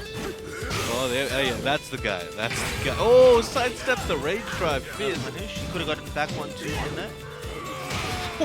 Who he went for? I respect it. How often do you get to see that situation come up? Down Not forward much. 3-3 to create a whiff punish. Very well done there by Dave93. Puts himself on the Oh, went board. for the hell sweep. He could have got a launch, I believe. Oh, okay, so this time he fuzzied a bit. He remembered the mid option after that string. Didn't get counter hit by this time. Uses that while standing 3. What's Oh, coming off He this? didn't want to risk it that time. He's like, maybe this is a setup. I think you can always forward 2-1, but you have to be ready. Yeah, Nice whiff punish. One of the last strats, I believe, against Paul is if they do Death Fist, if you're ready, you do the backboard 2-1. It depends on the range. Yeah, and especially, you have to be neutral block, is that right? Not every time, Not every because time? Death Fist can have like not great pushback if it's blocked at certain angles and a certain radius. The furthest pushback a Death Fist can get is if your opponent is almost at the wall and you sidestep left slightly Okay. off axis, and then that's the furthest pushback that Death Fist can create. But in other situations, it's nowhere near as great. So if you're up close, sometimes even like a Paul, down forward 1 might hit, though very, very rare. Catch him at the air. Hammer of the Gods. chipping away. Those down back fours are just going unchecked. Not many of them are being blocked. Doing a lot of work today. Can heal Big that man. back one to that. Oh, that's all good. At that point, I think if you're within punishing range, you might as well let it finish it. Oh, just one for the back 3-4. Very risky. Just throw it out like that. But no whip punish by Cold Heart. Oh, the kip up. Alright. Round See that move, Dave 93 really favors that move. Silent entry 2. Yeah, we started the round off down back 2 again. I mean, it's working. Oh, yeah. You're getting that counter hit. You might as well just keep throwing out until they do something about it. Nice punish there. Dave 93 is preemptively throwing out whip punches. I think he expects a very quick recovery with moves like a jab or something, and he's just trying to get there ahead of time, but it's not working out for him here with those whip punches. Gets Counter hit? countered. Oh, no salvage. Does not convert into the combo. He had it there, and the wall position right now for Dave 93. Gets another counter hit down back 4. Can he do it this time? Gets the combo. Ends with a down forward 1 for the Oki. He's got 1 round apiece in this deck. Goes for the low once again. Ball Big rage. life lead. Big Oh, death as I fit. say that. One Oh. hit, one hit, one hit. That's all he needs. The match just started for 4. Goes for the somersault, keep a roll. That was so risky, Round but because of its risk, it's so unlikely for you to use it to close that round. Very well done there by Get up Dave to there. 93. Nice! Gets the combo. Very good. Knows his character well. Goes for the Slam down one down. slice into the Oki. Oh, he's got the hell to free him. That pushback, that move is +4 on block, but it has so much pushback that Lars can't really make use of it at that distance. You most likely want to use it at the wall. Better for pressure and better for creating situations that are favorable in your favor for you. KO. And This just like could that, be final round. yeah, Could be. Cold Heart on set point. Fight. Let's see what Dave 93 can whip out to bring him back. I mean, all it takes is 1 round to tie this up at one Oh, yeah. one game. That's all that Dave 93 needs. But that's not helping him. Getting right. counter hit by that death fist. Was that counter hit? Probably. Okay. Towards the end of the animation. Gets that while standing 2 with punish. That combo doesn't Oh, work if the you up. screw with back 1 too. Same situation as last time, except he let it rip this time. It's gonna be a lot of damage because he does have rage. Oh, And gets the mid! Oh, he's not dead. He's backwards. Oh, and he pressed the button. That could have been it. I think he went for rage up because he was expecting him to transition into silent entry for the mix-up. Yeah. That was a really good commitment there by Dave 93 because I don't think he's used that whole string yet. Yeah. And that string is -12 on block. So even if it had been blocked, I don't think Cold Heart would have been able to kill him before that. While standing 3. What? No, while standing 3 is 13. Damn. Yeah. See, my Lars knowledge has fallen off. Alright, so we're going into the last game. Throwing out Power Crushes. at the Oh, start. triple roll. Let's go. Get him to the wall. He's still not going for the 3-2 backswing combo. I think that would be optimal in this situation for Oki and Oh, damage. okay. Mixing it up. Flip around. Nice. A block. Oh, I thought that was going to wall splat. That's the second time he's gotten an optimal punish on that. Yeah, -13 did. on block and get that while standing. Alright, nice grab. Command throws coming out. Round 2. We haven't seen that many grabs in this tournament so far, actually. Not really. I remember the one where it happened the most was Prison versus one of his opponents and he started doing 2 throws. He recognized they weren't breaking. Goes for the Oh, Demo that's Man gonna War, and it's not working out for him. Could be big damage with that shoulder, and the swap side puts himself to the right of the wall, gets that while standing 2 combo, Nice combo. Oh, went for it again. just shy off the wall splat there because of the angle. Guilty. Nice break. Back to the wall. Not a good situation to be in. Very risky throw there. I mean, that was a punish. I-12 low. Okay. Round Yeah, I wouldn't have risked that grab there. 'Cause if they break it, as you saw, back to the wall. Hop kick. Galaxy Brain Hopkick started the round, just hits him, caught him doing a crouch jab. No Another break no on break the on the one throw. one, The yeah. catapult throws him near the wall. Can Dave 93 bring it back? He's in a bad position right now. Cold Heart, Oh, went for the grab, ducked it. Oh, there's a shoulder and That a should down be it. back 2. 7 golden letters to Ooh. close it out. Cold Heart taking it over Dave 93. Very well Excellent. done there by Serbia. Excellent job there. So I think Dave 93 had something going for him at the start, but you know, Cold Heart just started playing more aggressively, didn't let him punish anything, didn't let him try with punish anything, just started getting up in his face, doing mix-ups, doing things that he didn't think he knew how to deal with, and I think it worked out for him.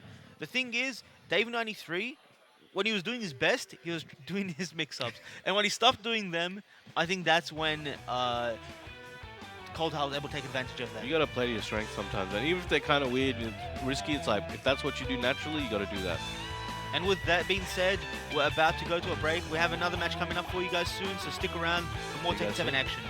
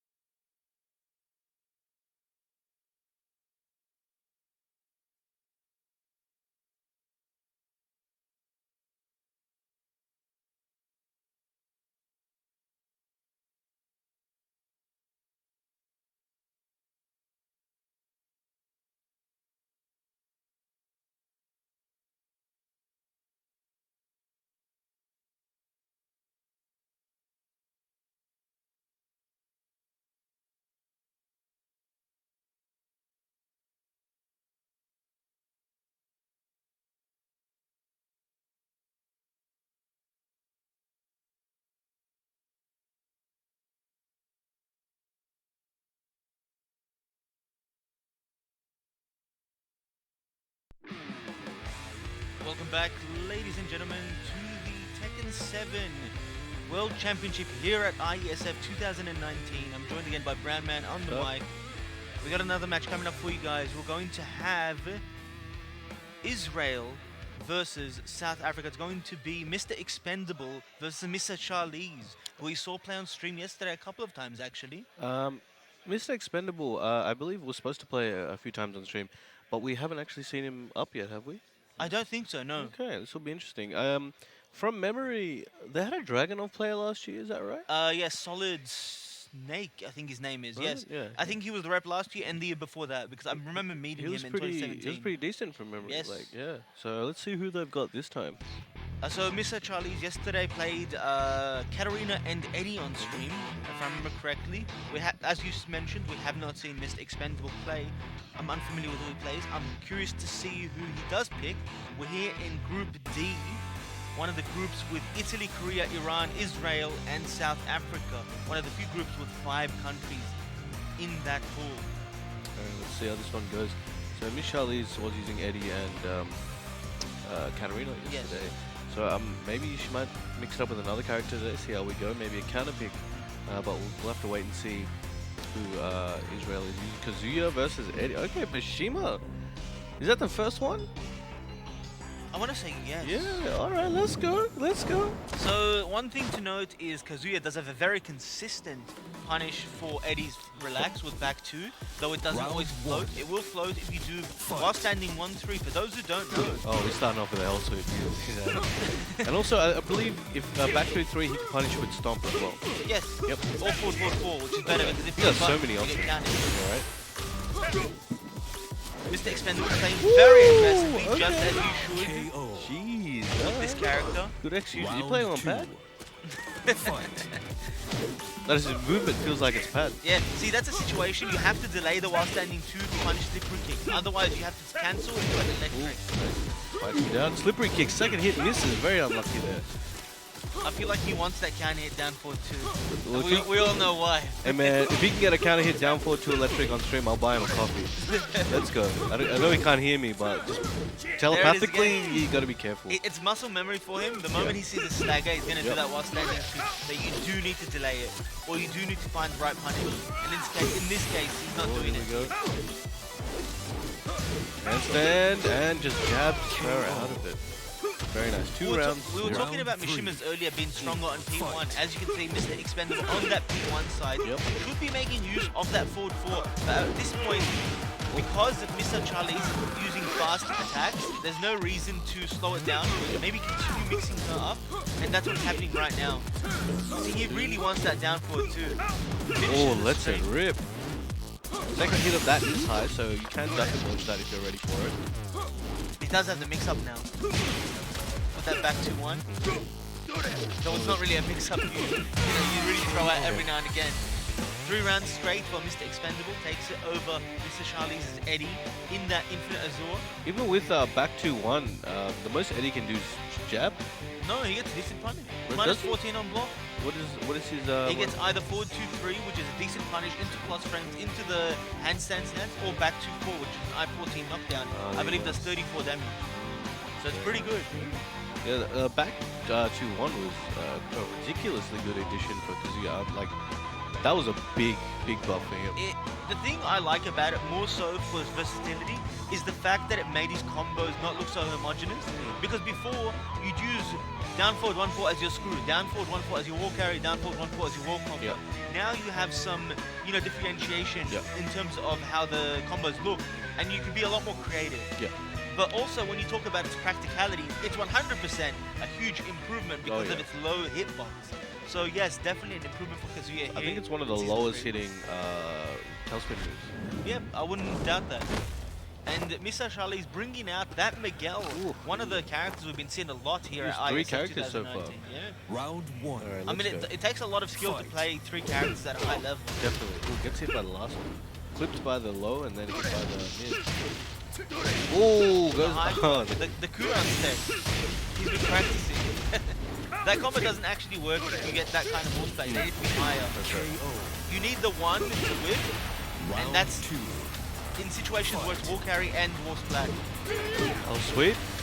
Ooh, no mix-up, but hasn't blocked the hell sweep yet, so really a mix-up is not really necessary at this point. You gotta Ooh, watch back those wall. ankles. If you're not blocking those health sweeps, you just do it all day.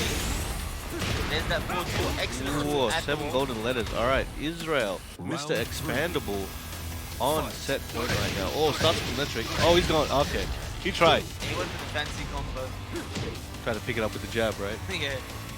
You have to get like the perfect distance. The best way to do it is to do 2 fast wave dashes into the third electric. I am like 80% sure this guy's a pad player. I didn't see, but just from the movement. Let's see. There it Let's is. see when he stands up. Finally, when she ducks, mids to the mid. Very well done there by Mr. Expandable. Takes it over Mr. Charlize from South Africa. Israel is your victor for this Excellent match. job. Excellent Very job. well done by him. Well, in that matchup, we just saw that, he played as aggressively as possible, got the hell sweeps, Yep. got the counter hits when he needed to, got the electric whenever he wanted to, it seemed. And, obviously electric going to lead to that 70 plus damage every time, especially if you carry to the wall. Very well done there by Mr. Expandable. Very good. We will have a match coming up for you guys. We're going to have Indonesia back on stream. One of the fan Meat. favorites, Meat, versus, I believe it will be Argentina, which will be making their first appearance on stream. Gray So- Fox CBA. Yep, this will be a very interesting match, Alright. and that'll be straight after this short break. So stick around, and we'll be back See you with that. soon.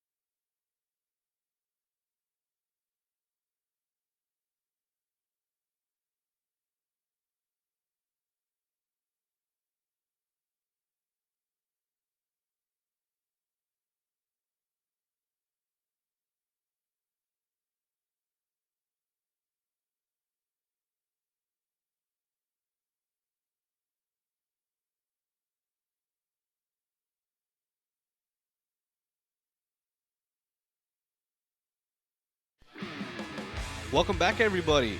We are back here at the 11th Esports World Championships, and we've got a spicy match for you coming up. We've got Indonesia versus Argentina. I say spicy because they both like spicy cuisines, good stuff. So, Indonesia, we've got meat, and for Argentina, we have It's Grey Fox, if I'm not Grey mistaken. Fox C something. Grey Fox Yes. something. We haven't seen them on stream yet, so we'll see what character they choose, what style they play. We have seen meat on stream. No. Argentina. Argentina. I see. Yes, yes. Mead is an extremely popular player. Lives in Malaysia. He used to live in Australia. He's from Indonesia. He's Mr. Worldwide here, and he plays like a million characters. And he's known for using a pad and a stick, depending on what character he uses. But we know nothing about the Argentinian representative. So let's see what they got. Yeah, every time I think of Argentina, I just think roast beef. That's good stuff. They do have some good beef down there. They got just good. It's one of meats. the top 3 exporters for beef in the world, if I'm not mistaken. Yo, real stuff though. Like shout outs to the Fernandez family. Like they're like my family. They make me mad meats. Like every second dinner, it's like roast beef, roast something, roast this. Mad hungry, and I love my food. So Going back to talking about meat, he's actually shown that he plays both Feng and Jack. He played them both on stream. But he does play other characters. As you said, he does switch between the pad and stick. I don't know if he's brought both of them here. But the thing is, he generally likes to play Jack on pad. yeah. Pad is obviously a lot easier to travel with. And when you're traveling overseas, sticks generally like 3 kilos. I don't know. Yeah, depending. roughly. My stick's like made out of full metal. With Itoki, it's like 30,000 kilos. Yeah, it's pretty heavy and sometimes pretty annoying to carry around. Traveling around with the pad, it's lightweight. You just whip it out. You just play some Okay, Tekken. if you want. If you want to whip it out and play Tekken, that's fine. So we've got Jack versus Eddie. So the Argentinian player is an Eddie player. Yeah. All right, let's see how this goes. Eddie seems to be a popular character in South America. Yeah. We have seen a few players, Abel. mainly Abel de Maestro, known for his very aggressive Round playstyle with one. Eddie. Lots of mix-ups. But here we Fight. go in the first match, Indonesia versus Argentina in a Ooh, meet versus Grey Fox okay, CBA. big launch there. No, he wasn't scared at all. Meat came in to test him with some challenges, and he's just like, eat this, boom, launch. Alright, evening up the health and a bit more. Doesn't get the for that. dash. Oh, break. no 2 break. He's gonna hurt. Volcano Buster. At the wall. Everyone's getting weird angles right now.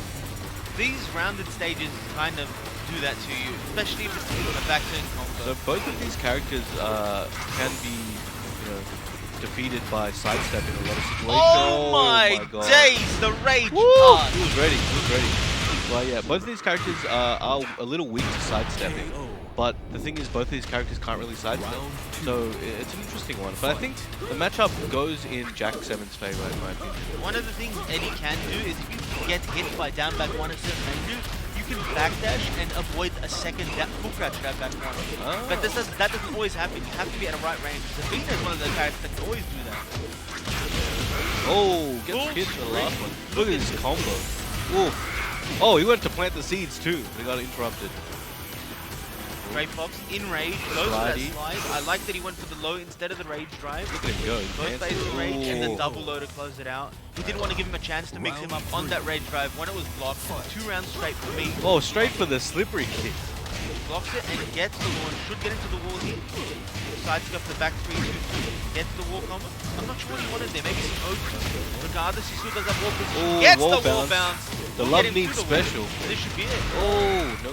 Could have kept going. He was pretty high up. I think another back 3-2 would have hit just fine. I think, But, yes. He had many options there. Regardless, he does take it 3 rounds straight. yep. All right, Indonesia coming in strong. All right, let's see what Argentina. Many players Argentina does consider about Jack one of the harder matchups for Eddie. In fact, I was talking to Saint a long time ago, and he said a very well trained Jack in that matchup should never lose, because there's so many options that Jack has to deal with Eddie and his stances, and it makes it really hard, especially since Eddie can't sidestep as efficiently as other characters. He obviously can't deal with down back 1, down forward 1, down forward 2 as well and whatnot. But we do see a character switching. He's Nina. going to that Nina, and we do have an infinite state. this is generally not great for Nina. She wants the walls because she has great Oki on her combos, especially if you end with the 1+4. But that also goes for Jack. He has great wall game, and sometimes you just get pressured to death at the wall because he's down back 1. So I think this match, what Great Fox has to do is she just play around the tools that he has and avoid getting launched like he did last time a lot by Meat. Yeah, he hasn't got launched yet. Oh, Well, there we go. Sure you could. Oh no, that's more of like a Doria for robots. Yeah. It's like when Roger and Alex were in the game, they had animal uppercut. Yeah, they did. That's like the robot uppercut. Goes for the power crush. Jack has a very unique power crush. It's one of the only ones that can be done from crouch. Obviously, there's others like Anu and other characters. Oh, waits for him to get up. Oh, goes with the sweep. Couldn't get the on ball. Oh, the mix-up's starting. Could he bring it back with all this momentum he's got? He ducks and punishes. 5 rounds straight for Meat on match point right now. Can Great Fox bring it back? Nice punish on the 2-1-2. Waited for that last hit and the nice high crush. Gets the combo. What's the end here? Goes for Nice the running combo. 3-4. Oh, Finishes the goes for it string. again. Look, the other Nina player did a similar thing, right? Back roll catch. Was down here last time. That was cold hard, if I remember correctly. Oh, that's right. And Great Fox looks like he's about to get on the board. Oh, let's Few go, hits let's away go. from taking his first round. Oh, no punish there. Nice trade. Okay, you guys. Maybe he's found his footing. Maybe he's gonna see what he can do, bring it back. Oh, that debug. Just straight in neutral, absolutely no respect. Throwing out that debugger. Testing point, his reflexes, in fact. yeah, at this point, he's very comfortable where he is, so he can afford to just throw out debugs and start around. He's just trying to close it out as fast as possible. Going in with those lows, one hit away to take it, and the jab to float him out of the air and takes it. Inami 2-0 over Great Fox. Indonesia over Argentina. Very well done there by Meat. I think the main thing that hurt Argentina there, that hurt Great Fox, was the fact that he didn't get a wall stage. I think he could have done a lot better if there was a wall stage. Meat just had the superior movement. He got the life lead with the small pokes, backdash, create situations where he'd get a whiff punish, and it just worked out for him. Yeah, honestly, a lot of time, if you're playing someone who you feel may have better fundamentals than you, especially in movement, you probably want a wall stage, just so you don't give them that opportunity. You just have more options as well. Yeah. Because sometimes some options become almost obsolete if your opponent's just moving so far away from you that you just have to take an enormous risk just to throw them out. Yeah. And with that being said, guys, we'll be taking a quick break. We'll be back, and we're going to have more matches after this. I believe when we return, we're going to be going top 16. Stick around for more Tech 7 action. See you soon.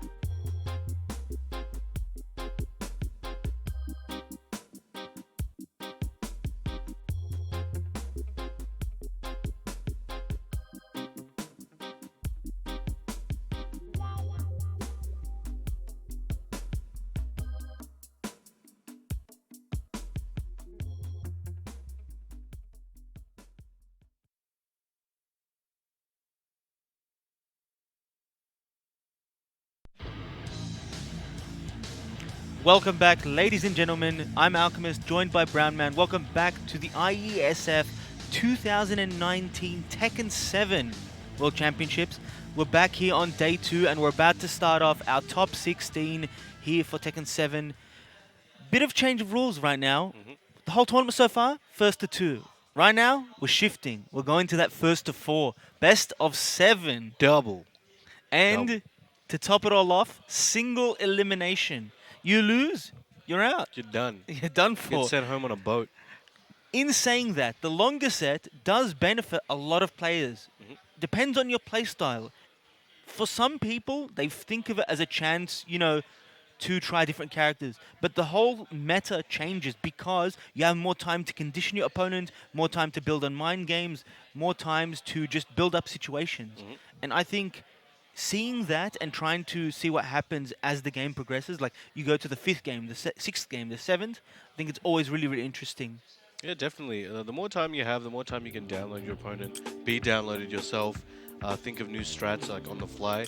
It's a bit more comfortable for a lot of people because they don't feel the pressure of like, okay, if I lose in 2 games, I'm done.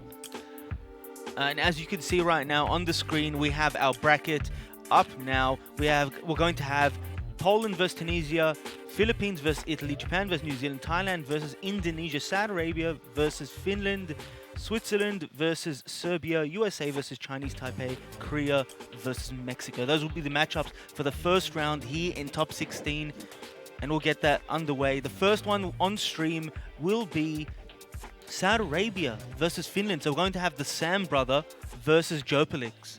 Yep. So just to let you guys know the ones that we're going to have on stream. So we've got Saudi Arabia versus Finland. We've got, sorry, one second. Saudi Arabia versus Finland. We will have Poland versus Tunisia. Yep. Japan versus New Zealand. And finally, the USA versus Chinese Taipei. Those will be the matches on stream for the first round of this top 16. Yep. It's going to be pretty good. So now, we've had a lot of good matches, ups and downs, a lot of hype. But now we're really getting down to the meat of things. So a lot of the most skilled players are going to be popping up and playing against each other. So we've, to win this tournament at this point, you need to win 1, 2, 3, 4 more sets. And that's a tall order at this stage. Indeed. So single elimination. There's no bracket reset for grand finals or anything. It's just straight up first to 5. So going into this matchup, we have the Sam brother who's shown that strong Bob. He's been playing Bob throughout the whole tournament. I don't think we've seen him play any other character. Jopalix, I think, was scheduled to have a match on stream, but there was an issue with that, and so we haven't seen him play. But for those at home who have followed Jopalix's game career throughout this Tekken World Tour or as of late, they will know he's a very strong Claudia player from Finland, one of the top players in Europe. He done really well at EVO this year as well. He beat Saint? Yes, he beat Saint. I think he placed in top 16. Yep. So out of 1,000, I think 1,800 people. Yep. That's amazing. Excellent. And we'll be getting that matchup underway. So in terms of Bob versus Claudia, is there anything that you can think of that should be discussed here? Not too much. This is a matchup I don't usually see too often myself. What about you? How do you feel about this one? So one thing that's interesting is Claudia is one of the few characters in the game where if you duck the first jab of his 1-2 and try to launch the second, it's not possible with most characters. There are very few characters that can do that. One of the characters is Bob, which is while standing 2-1. It has a very, very weird hurt box when he's doing the 2. Sometimes it goes under mids in certain situations. And because of that, I don't expect it to happen often, but it's something of note. Also, Bob has really good jab range. One of the best jab ranges in the game. Really good for floating Claudia out of forward 3, out of his running 2, stopping him at a range where he might want to do a mix-up with the running 2 or the forward 4. Stuff like that is very, very pivotal in this matchup. You want to keep him out with that jab. It's a very strong jab. So I think we'll be seeing the Sam brother using that. He's shown to use a lot of pokes, jabs, down forward ones, and when he's at the wall, he likes to go ham. I think Jopalix has to stop him from going ham at the wall, and I think that will keep him in this set. So we're getting underway in our first match in this round of 16. Jopalix versus the Sam brother, Finland versus Saudi Arabia, Claudio versus Bob. They're just swinging for the fences right now. That whole, first 15 seconds or 12 seconds of the round, they were just swinging them at each other, blocking, getting hit, swinging. And then the hit confirmed with the down forward 3-1. Wow. Alright, people are getting hype over here. How do you feel about this outfit with Claudio? It reminds me of Josie. I think it's very floral, I would say. Yeah, both of them have floral shirts on. They're trying to outmatch one another in terms of the clothing. Back to the wall. And see, this is what Sam the brother does his work when he's at the wall. But right now, he's got his back to the wall. Jokelix trying to get that wall slap with that back one. Floats it out of the air. Splat. Oh, running Superman punch. Gets that blue stuff, uses it straight away for those +9 frames. Gets Oh, damn. Gets that off-axis conversion with the standing point into the 2-1-2 screw. Oh, very nice. One more time. Let's go. Both players in rage. Goes for the down 2-1. Commits to the rage drive. Goes with the jabs and the string there. Oh, and okay, God, so the I cannonball. think he expected a down jab or a crouch jab because that is 0 on hit. Yep. And if he'd done a jab or anything like that, he might have traded. Bob's jab does have good tracking, so I think he wanted to do a crouch jab to avoid any pressure on 0 frames. And Sam Brother read that. Going into this third round rather. Oh, going for the lows. Tried to get him with the counter hit there, but just nobody home. That's the second time he has it punished Claudio's down forward. You have to be ready to punish that. It's -13 on block. Oh, that's the first hit of the whole sweep.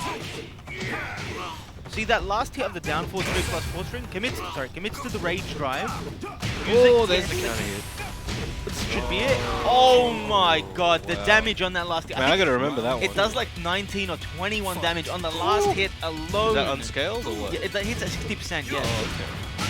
Alright, here we go. Side steps to realign. Will he get him to the wall? Goes to the back 3 Just ender. missed out. Once again, he's setting up shop at the wall. Sam Brother doesn't break the 1+2 throw. Goes to the back one to get that wall split. Catches him stepping to the left. Oh, that's out of the air. Oh, first hit of the whole sweep again. Cannonball at him. Ooh, no duck. No duck. Oh, caught him ducking, but the wall, how unfortunate. Goes for the cannonball mix-up. Down back 2-1. Sam Brother in rage, but it won't matter. Rip. Okay.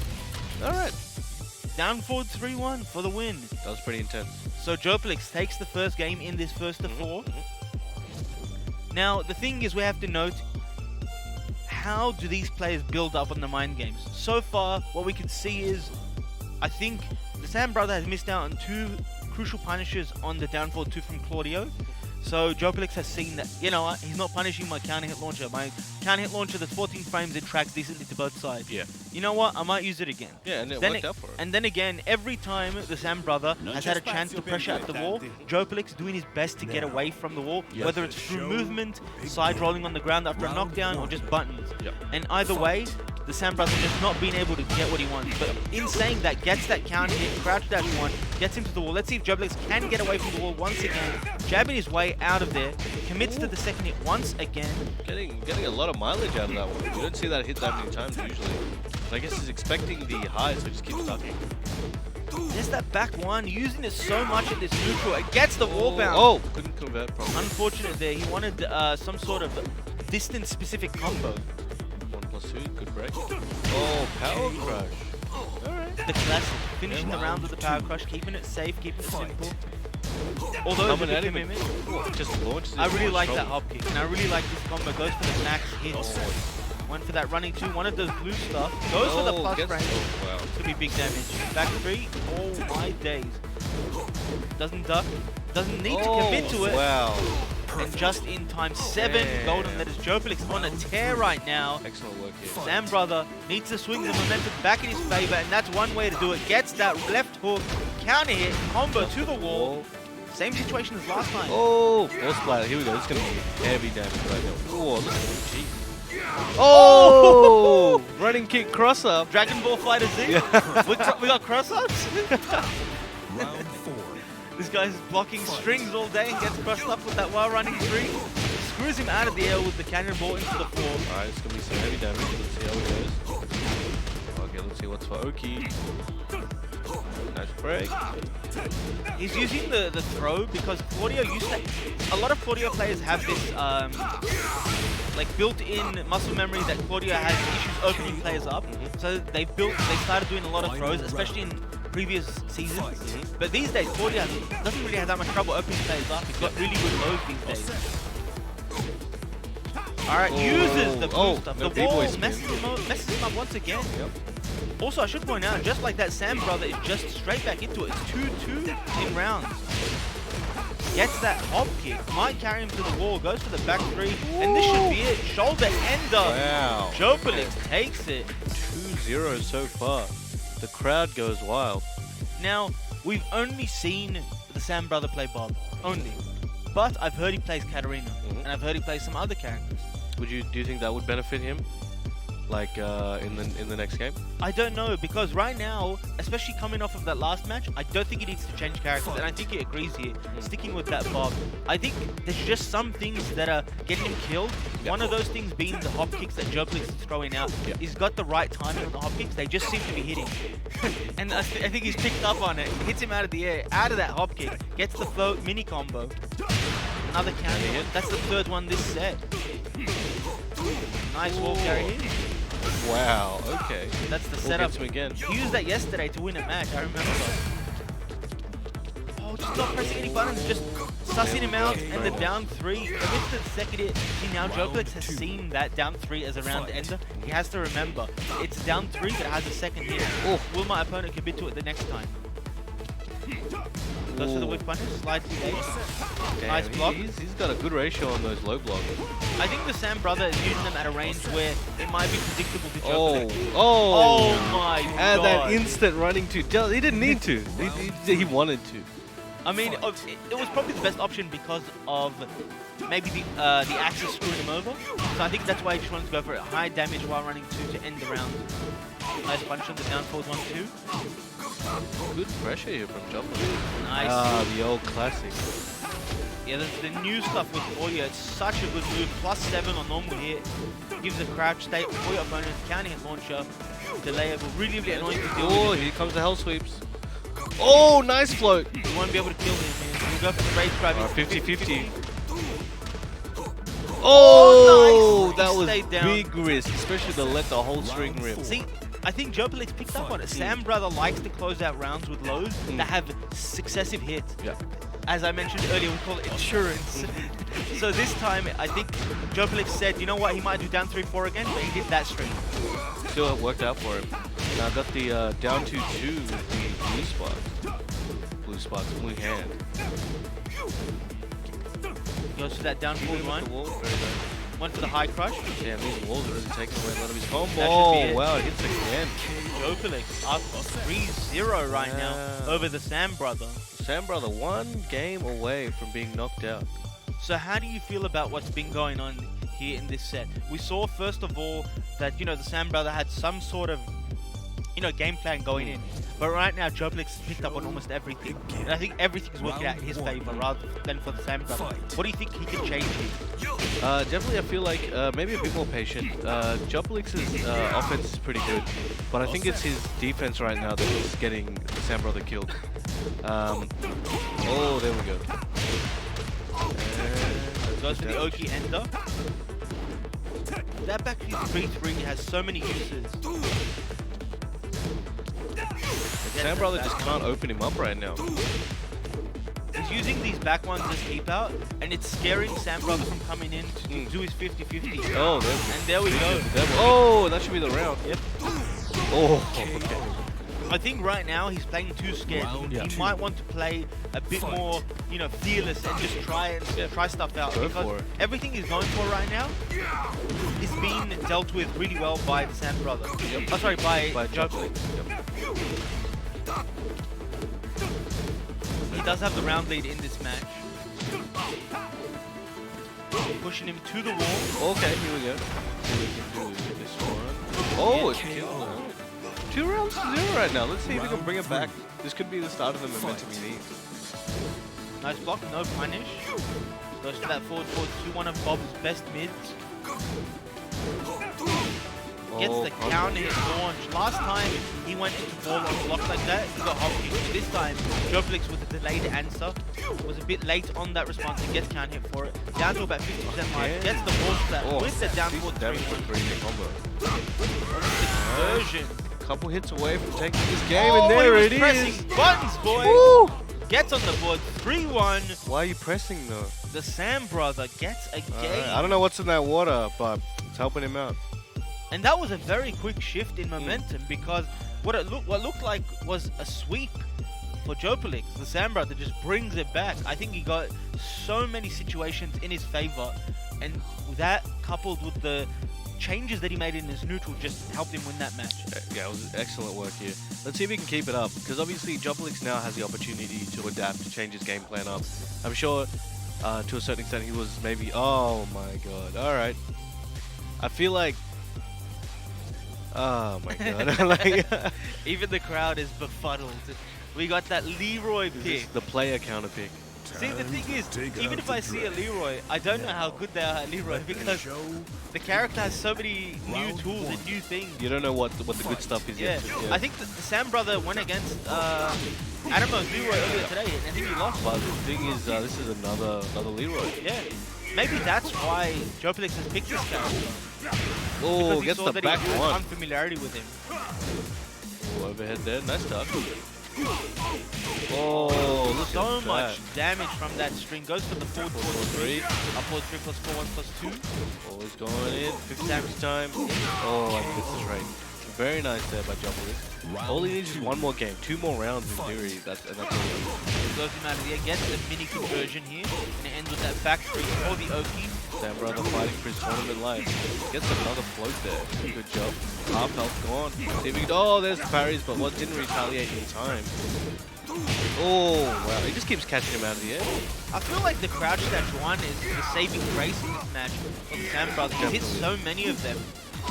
And so many of them have led to combos that led to wall pressure. Alright. One round apiece. Round 3. Do you think if Jopalix loses this game, he'll switch? Yes, I think he'll go back to the audio. I think he's just testing the waters with the Leroy. If it wins him the set, it wins. Yeah. If it doesn't, you collect some information on the player and how they react to that situation. That's about it. Oh, the hell sweep. Oh, that should be I that like that round. plain fearless Tekken. Yeah. Going for them lows. Realizes his opponent does not have a quick hop kick. He does have that low crushing orbital, but doesn't commit to it. 2 rounds to 1 right now in the Sam brothers' favor. Goes with the running 3 plus 4. The issue with using a dual character, yes, your opponent may have a disadvantage as they don't know it, but it also means you don't know it. So you don't know every situation. Obviously, he's not going to know all the information on the matchup with Leroy that he does with Claudio. Oh, here we go. Dead, yeah. I think there was a kill combo there. Regardless, does the down round, 3. alright. See, this time he went for the down 3 alone. He realized that his opponent stayed down after blocking a low, and he didn't want to commit to the high this time. Really well done there by Sam brother. Gets himself another game. Now it's down up to 3-2. Still in Jopalix's favor. I do believe we'll be seeing the Claudio. Let's see if that is the case So here. Sam brother is only halfway through. He's like on the edge right now of getting knocked out of the tournament, but he's halfway to being able to move forward into top 8. So let's see if we can do it. Top 8 at this tournament is a big achievement. So one of these guys is going to make it there, but I don't know who it's going to be. He's having a think there. I don't know if he's thinking about character or gameplay, like strategy on a singular character right now. But I guess we'll find out. Man, like, I like their sleeves. They got this like digital print thing going. It's pretty nice. I like all the countries. They all have different designs. Yeah. They're all like, it kind of represents like what they're about. I like Saudi Arabia's there. Man, he got like a little fur bit inside. Oh damn, that's sick. Kind of funny though. They come from like a hot as hell country. And like, hey, let's put some fluffy bits inside here. Back to the Claudio. We got Twilight Conflict 2. So we're gonna have a balcony break. See what kind of weird combos these guys come up with. Both of these characters are pretty good with balcony break. If Claudio No gets chest like bats back open down with forward that 3-1 at a distance, gets that Now, running 2 follow up to balcony let the break, show big damage combos coming his way. Round 1. Going into this sixth match. Yep. And Oh, Jopalix going with that default outfit with the classic. Gets the blue star and Oh, commits straight away. oh, This Jesus. might be it. He's just coming in hard right now. Wow. Okay, that was a 12-second round, including a Straight off the balcony bat. break. If he can keep this momentum, Yeah, he's the already Sam used the Brothers- balcony break. Yeah. He's already used it. If he can keep this momentum, the Sam Brothers in a lot of trouble right now. This time punishes that down back 3 on the block, goes for the hop kick. Okay, trying to turn the pressure around. 12 seconds have passed. Half health gone. Ooh, good punish. See, versus Bob in neutral, You can see Jopelix moving around to the right side, Yeah. up close, but further out he's moving to the left. The left avoids stuff like forward 2, and I think that's what he's most scared of at that range. All but right. right now, he doesn't need to be scared of anything because he's one round away from taking this over. Sam the Brother, Sam one Brother. round away from going home. This could be bad for him. Oh, and That's does a big full dash. extension. And great Oki. Goes for the mid option this time from the starburst. Commits to the mid. No punish there by Sam Brother. Was not ready for it. Oh, can the Sam Brother make it back? He's got 3 rounds to go until he can get the next game, but he's 1 round away from... Ooh. Oh, big hop kick! Can he close it out? Might get him to the wall here. Goes for the Oh, side step one more. into the Oh, down that's back. it. Oh, Wow, very well played, done. well played. Damn, 2-4, not bad. Not bad at all. Jopelix takes it over the Sam Brother. Saudi Arabia eliminated from the tournament. Very good showing for them. Finland moving on into our top 8 with this first match in our top 16. Very well done by Jopelix. What can I say? That was excellent. So Saudi Arabia won last year, but this year they're bowing out in top 16. Very well done though.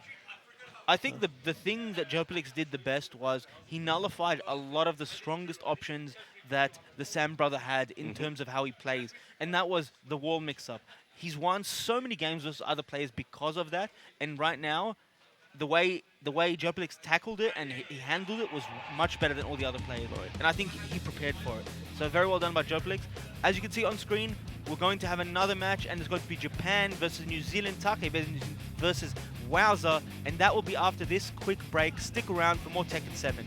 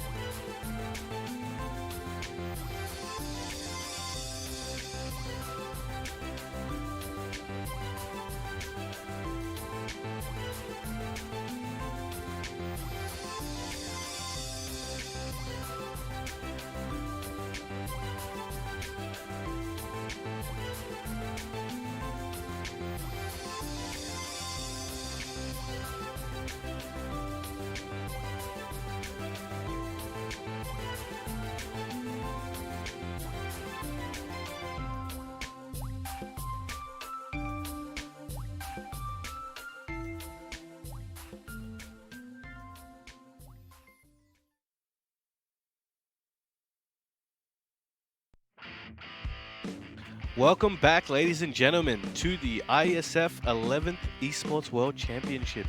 Now, we've got a spicy, I always say spicy, but this is like extra. You know, there's 3 chilies on the menu? That's what you got right now. 3 Thai chili match right now. So we've got Japan versus New Zealand.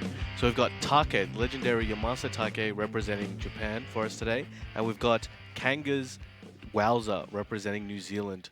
So let's see what these guys can do. So Wowza, known as a very strong Elisa player, and Take is a multi-character master. Nearly forgot. I'm joined with my friend. Alchemist. What is your name, sir? In case they don't know. Nah, yeah. So this one, how do you feel this is gonna go? So both players have a very defensive playstyle. Mhm. They like to layman out, so to speak.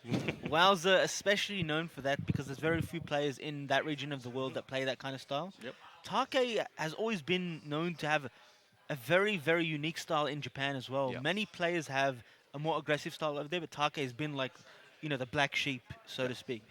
And I think this matchup, because there's 2 very defensive players, someone's going to have to take control with that, in neutral. So someone's going to have to be the aggressor. Yeah. And I want to know who that is. Someone's going to have to take control, and I want to see what they do. And I'm expecting a Steve pick here from Take in saying that. Okay. Yeah, against Elisa. Yep. Yes, Wowza's obviously going to go with Alyssa. I don't think he'll change characters. He's a character loyalist. He does have some pocket characters, but we won't mention that. But one thing I want to say about Take is a lot of people underrate him because a lot of times his performance doesn't really reflect what he's able to do. He did make top 8 at EVO US this year, which people didn't expect. But he hasn't been, throughout the year though, overall, he hasn't done anything that pop out to people in their Well, minds. actually, he won a TWT event. I just don't remember which one it was. That's a problem. Yeah, like that's what I'm saying, right? Like, there's nothing that pops straight out at you. Oh, Kazumi. All right, my friend Alchemist here is about to have a good time. But the thing is, he's been playing for a long time at the highest level. So he's one of the most seasoned players you'll see out there. So let's see how that experience comes through today. I think the reason why he went with Kazumi is because Kazumi is exceptional in long sets. Oh, yeah. Even though she's really good in short sets, long set, it's all about the small poke, minimal risk, condition your opponent with a second hit of strings and stuff like that. That's why I think he went with this pick. Obviously, Wowza does have some Kazumi experience. Take, one of the most successful Kazumi players in the world. So, he's no slouch. We got that Geese Howard estate for this first game. This is Poke City. Is there even going to be a launch this round? I don't think so. Like I said, both players play very lame play style. Nice sidestep to the back, gets that 1-1-2, goes to the down to grounded hit. Spacing out. You don't want to get hit by this rage drive. That's death, essentially, if you get hit by it at this distance. 18 seconds left on the clock. Take still in rage. Right up and did nothing. Trying to condition him with that down three. Wants to get him to duck. Commits to the he second pressed the hit. button. Let's go. Oh, and crushes with the low. That was Very nice. beautifully played by Take. Did not need the rage drive to take that round. Very well done by him. Playing it slow, playing it controlled. Takes that first round. Trying That to was get into the second definitely one. not one-sided at all. That could have gone anyway. That nearly timed out as well. So you can see, as we mentioned, these guys both really love to, as you said, play lane, turtle it up. But it's just poke city. And right now, because Wowza has his back to the wall, he's going to have to deal with the pressure with the down forward one. Will he commit to the second hit? No, he won't. Does a low to close it out. Attempted a counter hit launch there, but just got knocked down. Gets that down back three for the pressure, trying to start his offense. So I feel like this stage is working really well in Take's favor. But what I should mention is there hasn't been a single wall break yet in a stage with 3 wall breaks. This is the first combo. Yeah, they're still playing in the first area of this level. Goes for that 1+2 and there gets the O2 sidestep 4 by Wowza. Excellent duck. Pushing him into the corner. Wowza in rage. What's he gonna make? What's he gonna do to make use of it? He goes for the low and is punished for it. The while standing 4-4. 3 rounds straight for Take. Okay. We're gonna go to an infinite stage. Yeah, I'm feeling it. I'm feeling that too. So, from what I saw there, Take was just keeping him in check, not letting him move too much, not letting him step too much. Let him move back and forward a bit. You can't control that too much. Like, you can only do so much, but definitely really stopped the side movement. But on the other hand, Wowza actually didn't do too much tracking moves, in my opinion. He did a couple and they usually hit. So what kind of moves do you think Wowza needs to do to kind of keep Take in check? And what do you think Take's down forward ones are doing well against Wowza right now? Well, the way Take is using down forward 1, you could tell he doesn't want to commit to the second hit. He's happy getting that first hit blocked or a hit, and then he continues from there with the mind game. But from that, I think what Wowza needs to be doing, it's not necessarily trying to stop the movement of Take. It's when he reads a move, he wants to realign and do something about it with a poke that he's using neutral. You don't necessarily want to commit to a homing move. You do have that standing 4, which is a counter hit launcher. But Take is not stepping at the button. He's waiting for a whip and then committing to a punish. And he has such good read on these lows. He won the last match because he blocked down forward 3, sorry, the down back 3, even when Wowza had rage, and he blocked that side step forward and started off. Rocket punch there. You see he fuzzy ducked it after the forward 4, knows that the second hit is a high. Wowza has to keep that as information. Does he fuzzy duck into a button? If he does, I might have a counter hit opportunity, is what he might think. Oh, Gets that forward 4, side step right into the combo. This won't be dead, drops it. that was the second combo of this set so far. See the side step into the duck. Stepping to Alyssa's weak side, which is the right, at range 0, waiting for something and then committing to that whip punch. Take playing very well right now. A lot of work. Oh, punch to the guts. Oh, another one. There's the running 2s. Wowza being pushed to the wall once again. This is not where he wants to be. Goes for that back 3 to get himself away from the wall. But back at all, nice step there. Avoided the down back. Oh, a little bit of health left. What's he gonna do? Goes for the mid option there, Take. Chase him down. No, oh, okay. Still alive, still alive.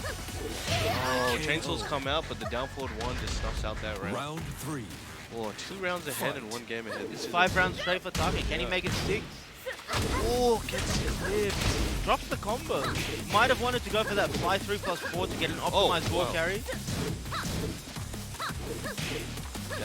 See, Wowza's finally trying to play aggressively. He's trying to make his way in. Doesn't want to put himself back. Doesn't want to put his back to the wall. So I think he's trying to stay in the middle of the stage by poking Take. Goes for that side step 4. Commit to the Fearless Warrior there. Yeah, he's using forward 3 just to check. Duck and then counter hit 4. Very nice there by Take. There's that back to 6 rounds straight for Take. Alright. Also, I just noticed we didn't go to an infinite stage. Yeah, we didn't. I don't know if he went random or he chose that one. Maybe he just likes it. Okay, so I want to explain something about Kazumi's war game in Season 3. Because back 2 no longer wall splats, your main wall splat in neutral is down forward 1-2. Obviously, it's been unsafe. You also have while running 2, but it's difficult to do at the wall. We see Take, he doesn't really care. He's not trying to get a wall splat. What he's trying to do is just poke him down, whittle away at his life, and trying to get a launch into a wall carry, and that's his wall game there. Just pressuring from there. And gets that down hit standing 4. Oh, get some new combo. Doesn't get that 60% and then no flip there. Caught him stepping. Sidestep 4, yeah, Sidestep 4 seems to be one of WoW's favorite low points. Oh, okay, here we go. Good momentum right now for WoW. Let's see if it keeps going. First the mid option. Both players in rage. Breaks the throw, but also switches sides. Now in WoW's favor. Oh, very nice. That's the first round on the board. So 6 rounds to 1 right now. 3-2 with Alyssa was recently made -12 on block. Take has to be ready with that 1+2 punish. Good patience. Playing in the center of the stage, goes for that standing 4. Take's duck timing is excellent. He's avoiding little things here and there, but it's really adding up. Wow, Oh, the big hard risk, commit big to the risk. down forward 2. Oh, drops the combo. Oh, this cost him the round. Hopefully not. Nice step. Couldn't get the launch there. And you see Wowz is also moving to Kazumi's weak side. Oh, again. Same move to close it out. Yeah. Very well done by Wowz. Round 3. Okay, is this a comeback? Fight. Don't call it a comeback. I mean, he was never out of it to begin with. It's a first and four, my Is this a friend. comeback from a 2-0? Bit late on that punish on the down forward 1-2. Man, Take hasn't committed to anything. He's just playing really patient. Goes for that forward 4. That move very hard to punish at that range. Sometimes it is safe. Nice front kick. Another one. Waiting for that Take opportunity. backdashing Back into the wall. He's not scared at all. Goes for the wall Gut running punch. Nice. Oh, excellent low parry. And just with a lot of damage because he does have rage. Carries to the wall. Finishes with the string. Alright, what's he gonna do? He's got rage. Did he finish it up? Oh, chip damage. Just enough to take it. Oh, but still, that was a very close round. Wowza still has a decent amount of momentum here. Take just made it through that last round. So let's see if Wowza can keep it going and take the first game for himself. Gets that down back 2. Wowz has shown that he likes to walk around that move to the right side. Down 4, keeping him in check. Once again, we're at the middle of the stage. They don't want to get to the wall. The forward, how many of these have we seen hit? I think they've all hit. He's just seen the timing for it and perfected it. Wowza Oh, he's getting caught in the backdash or in the fuzzy guard. Take so on point with that forward 4. Goes to that down back 3. Nice. See, he didn't fuzzy duck this time. He stepped left after the forward 4. Now he knows that Wowza does not want to commit to it. Maybe Wowza can save that for future rounds, or he can cash in here. But it is risky because he's behind on life and he's tied at 2 rounds apiece. Wowza now in rage, goes for that back 3 once again, expecting Take to move. Oh, nice break. Still in rage. How will he make use of it? Working away, nice lows. Does have access to that rage drive. Might be just enough to bring him back into this game. Also has that I-13 Rager as a punish tool. Oh, here we go. It's getting intense. Take playing it very patiently. Mini hop kick. Down, the down 3 into the running 2. Oh, the back 2 whip punish. This is a hard one, man. He's really hard. Very well done there by Take. Bringing it back after being down 2 rounds. That's the thing at this level, and he's such a seasoned player. The composure that he has, even when he's down on life, like he just has an idea of what he wants to do, and his execution in applying what he wants to do is near perfect. Round 1. So, they're staying at the same stage. Why do you think that is? I'm not sure. Generally, Wowza like really favors the infinite stages. Maybe something's changed. We want to see if this can work for him. Alright, back to the poke fest. Just running in each other's face, poking, running back out, and seeing who blinks first. Ooh. Oh, with the grab, gets punished with the 1-2-1. Flies away from the wall with that wall jump, threatening that wall bounce, goes for the high option, expecting Take to wait for the mid. That Nice was punish. really good. Take with this excellent game of neutral game, controlling it so well, almost everything going his way, playing at the perfect distance to punish Wowza for every mistake he makes in neutral. Oh, there we go. Finally hits him with a homing move, catches him moving. Take in rage once again. Commits to it. Out of range here for we the go. punish. And this might be it. That mid, very nice. I think Wowza should take a few pages out of Take's book right now and see if he can try to match the poking timing and poking style that Take's using. It's a risk, of course, but it could work out for him. Generally, it's much harder because Kazumi has her 1-1. Yeah. And obviously can confirm into that too. The knockdown is very, very strong. Alyssa doesn't have anything like that where it's generally a safe hit confirm. Wowza once again with rage. Whittling away at Take's life with these small pokes. Trying to get him to make a mistake, trying to get him to whiff, but Take not having any of that. The 1-2-2 whiff punish, and Take now on set point. Fight. Can he take it 4-0 over Wowza? Is Wowza going this round?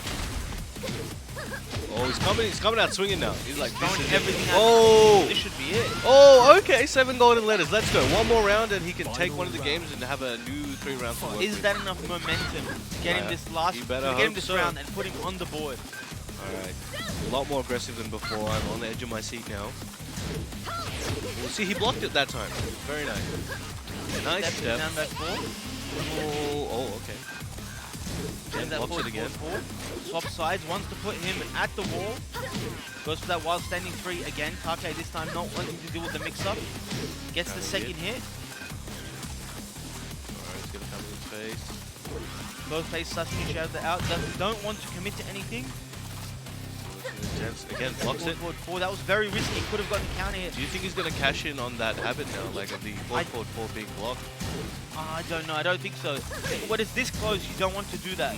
You want to generally have at least one round up on your opponent to play with. Well, that does. 10 seconds left on the clock. We're coming down to the wire. Down 4-4. Puts Take Let's go. in rage.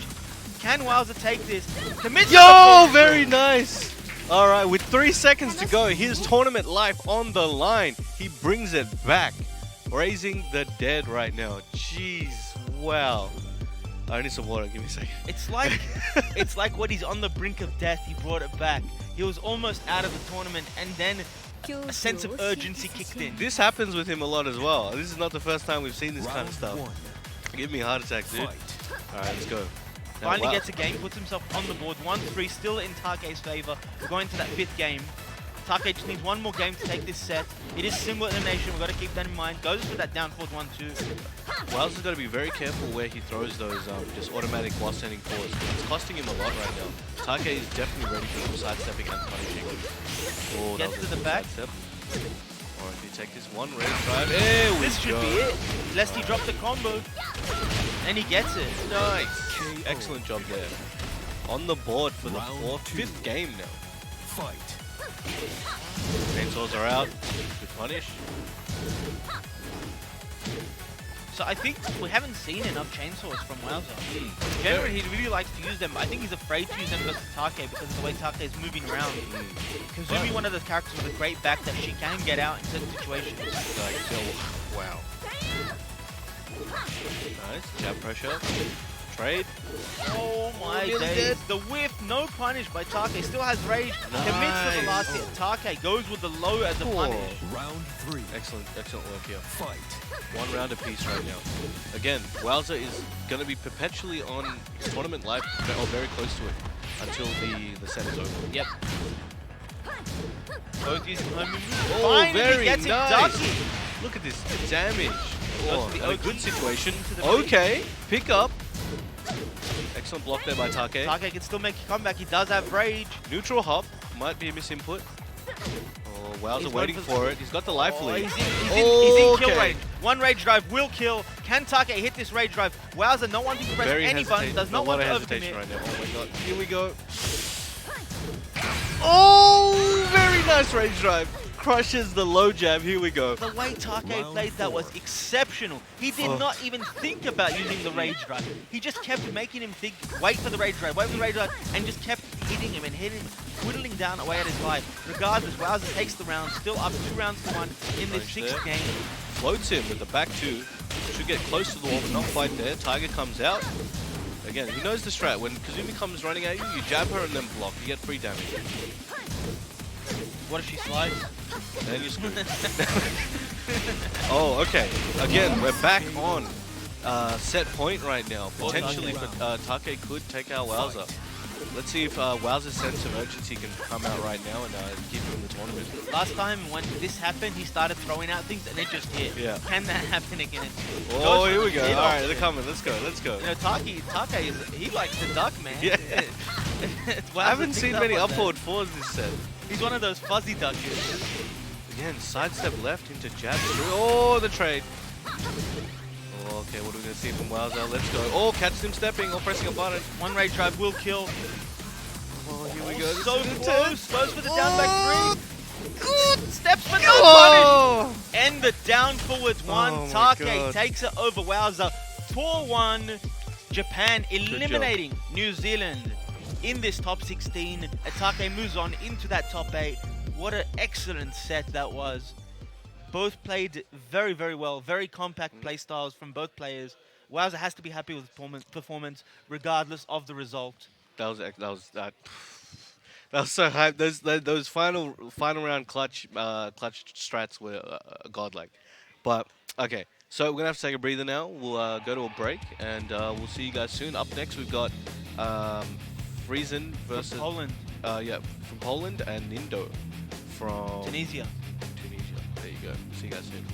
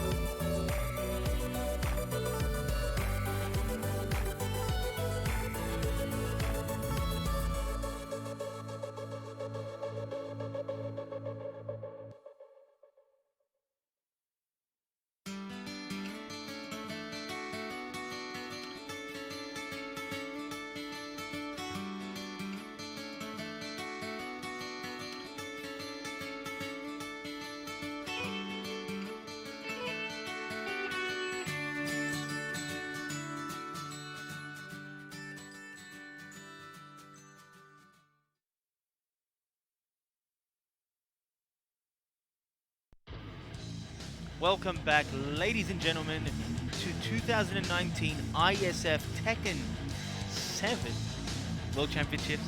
We're joined again by Brown Man What's up? on the mic. I'm Alchemist. Pleasure having you guys back. We've got another top 16 match for you guys, another first of four, aka best of 7. Mm-hmm. We're going to have Poland versus Tunisia. We're going to have Frizen versus Nindo. Whew. Frizen has shown that he's a Steve player. I think we've only seen him play Steve. I think that's the only character he plays, at least in tournament. And on the other hand, we have Tunisia, the rep known for playing Master Raven. I think he played Master Raven last year, Yep. but I don't think he's played Raven this year. He had a match on stream, but I think he played a different character. Okay. I don't remember which character. We'll have to find out. Maybe Re- he'll pull it out regardless- again. Regardless, this is a first to four. If you do have more than one character, you might bring it out in Might this kind of bring it out, set. yeah.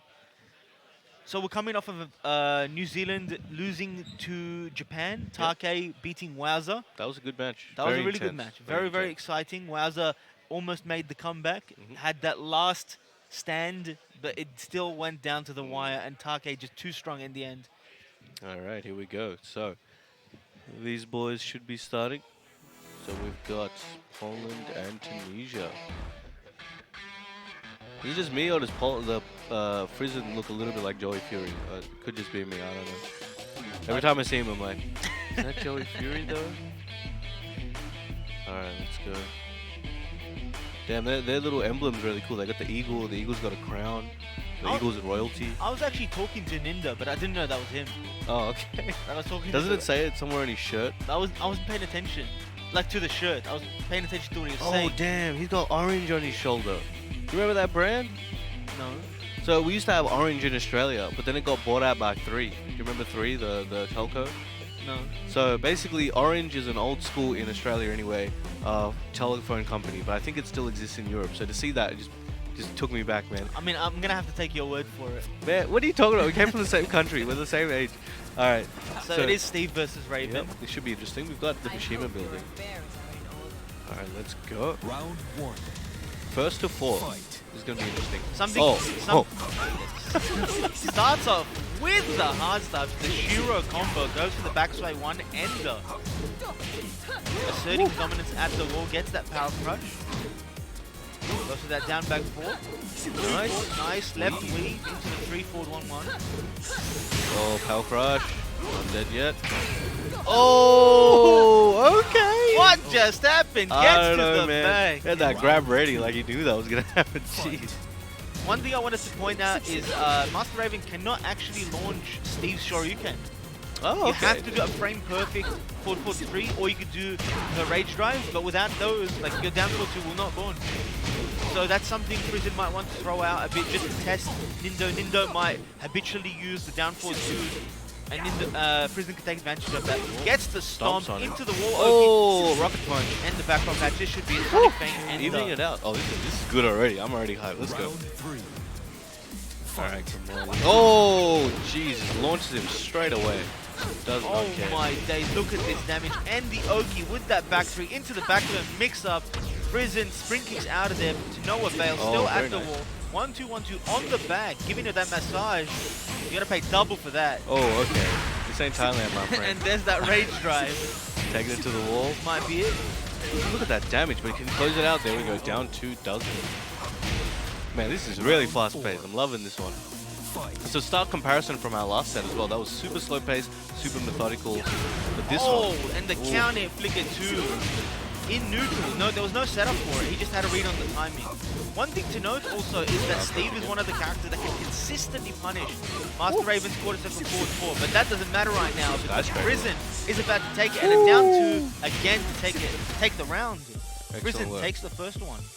Damn, that was quick. That was quick. So sorry, as I was saying, quarter circle forward 4, one of the best keep out moves that Master Raven has. Really, really good in matchups where it can't be punished consistently. Steve's Sonic Fang will punish every time. And if he has rage, he's got that rage drive on deck. So, you know, Nindo has to be scared to use it in neutral, replacing it with something else. And I think that's making him, you know, hesitate a bit at that range. Friesen with the wall pressure, both players with the wall to their side. Catches him in the gut. Oh, he was going for that wall splat there, but got caught real hard. Master Raven's down forward one's actually really strong against weave in either direction. The reads on this man right now, what is happening? He's just catching everything. Nindo is just really having a hard time properly opening him up. Oh, he went for the hard read, expected the second hit, wanted that duck to launch on the high. Goes for the mid option. Did we get it? Drops it not this time. That's 50%. So far, it's pretty good odds. Oh my Oh, nice combo. He's still going for this Oki, and I feel like he should do the Masaji combo. It does have the best Oki. They both went for rage drive, just one came out a bit earlier. I mean, it would have been plus frames well blocked anyway. Master Raven, rage drive plus 6 on block. Goes to power crush from back to not enough frames. Gets it this time. Insta while standing 1. We'll get the wall combo hit. Sonic Fang. Bang. Oh, stomps on him. Nice punish there. Alright. While standing 1 being minus 14. Round You know, 4. Steve can rage drive punish that if he has rage. Oh, Nice beat down. Oh, no follow up. Something interesting is Master Raven actually still has a male hurt box, much larger than other female characters. So some things work on her that wouldn't work on other female characters, or reach where they shouldn't. Low's coming out. Oh, wall bounce. That's season 3 right there. It's gonna be a lot of damage. Oh, go for the setups. Oh, but the rolls didn't work right. Cow Crush should take this round. There you go. Evening up the rounds with Prison still 1 game ahead. Can you close this one out, or is It's even harder for Master Raven to get out of those tech traps unless you're ready with a parry, because she has to stay in back turn. She can't hold back to get out of back turn. that sidestep into the cartwheel thing? That was crazy. Nice while standing 2, but gets count here with the back 1. Can Nindo take it? Oh, is that even? No, that's not a no, punish. okay, I was like, whoa, I didn't know that. Minus 13 on Yeah. block. Nindo takes the second game. Good stuff. Damn. Did you notice that he did the backswing blow after blocking the rage drive and it avoided the 1? That's See, he knows this see, matchup. He knows. He knows. He's got that the Galaxy Round Brain 1. tech on deck. Ooh. Nice low parry there. Alright, take this to the wall. Let's go. Couldn't get the follow up, but still back to the wall. Dangerous place for Nindo. Double albatross into the punch. See, the reason why Nindo's using down back 2 a lot is because Steve can't punch parry. And it's an elbow, obviously. I-13 Oh, elbow, decent tracking at close range. Second hit gets Blocked it. the first one, got hit by the second one. Round The pain. 2. Fight. Goes for that down forward 3, was expecting a high, wanted that counter hit high crush. Nice weave. Didn't get counter hit by the last one. Oh, that was a good walk, but just the timing was just off for that back two. If he kept walking, I think he would have avoided that. He was walking, Yeah. then buttoned on the whip. Gets that albatross 2. Tries back two again. Again. Not sure what read he had. Oh, He's just upward. gone for these big reads. Yeah, I don't know how I feel happening. about this. Is he that scared of a move? What's he looking I for? don't know, is this some neck level might? Oh, duck. This is a different Prison than we Yeah, saw in the previous game. I don't know what's going on, but He gets the double back turn 3 plus 4. Recognizes that he got a high wall to that. Very well done there by Nindo. counter hit back fine. Goes for Oki. Into the plus frame mode. Oh, and the launching elbow. This should be his round. Goes for the Lancaster Oh. combo. Too many hits. Yep. Still gets the round. Prison Round 4. back in form. Up 2-1 over Nindo. He's using that 2-4 in neutral. Prison has to be ready to duck the second hit. Oh, teleport kick. Nice pickup. It was just in range. I think if it was a little further, wouldn't have got that one. That's the second time he's dropped a combo. What's going on here? Wow, that whiff was out of range for a punish. I did not expect I that. didn't even see the tempo. No, it's not going to be dead, but it's very close. Tricky. All right, 2 rounds apiece, 1 game each. If you see Crazy. a 2-jab with Raven, there is no mix-up. It's a high or high-low. But Duck. what you do in that situation is if you're fuzzy or if you duck, your opponent can mind game you with different moves, like a 2 into something else or a 2 into weight, and then it becomes a mind game. But Nindo just cashing into that 2-3. Both players almost in range, both 2 rounds apiece. Doesn't commit to the second hit. Hits him out of duck again. Oh, and that's the game. Damn. All right. 2-1 right now. Maybe Prison needs to take a little break, maybe change his stage, just chill out a little bit and see what's happening within himself. But yeah, that was in some of those rounds, I couldn't recognize that player. I don't know who that was, but things happen sometimes. Let's see if we can bring this one back. He must have just had a really hard read to do those back 2s. And that up forward 2, I think he expected a low just to close out around, like that full crouch low Master Raven players like to do. At any rate, Nindo, not having any of that. He took that round very convincingly and took the game up 2-1 now over Prison. We've got a stage change. We're in that G-Corp helipad daytime. Still not the best. Daytime. Alright, let's see. We're going to get some interesting wall combos here, I'm sure, because we've got 2 breaks. Something ready to go. something I've noticed is Prison has really Round interesting 1. combos with Steve, especially at the wall. He's deciding to go for the while standing 1-2 almost every time. I wonder what reasoning he has for that. If it's for Oki, it must be a specific form of Oki, like a situation he wants to set up, and I want to know what that situation is. Very, very Ooh, interesting. tries the duck.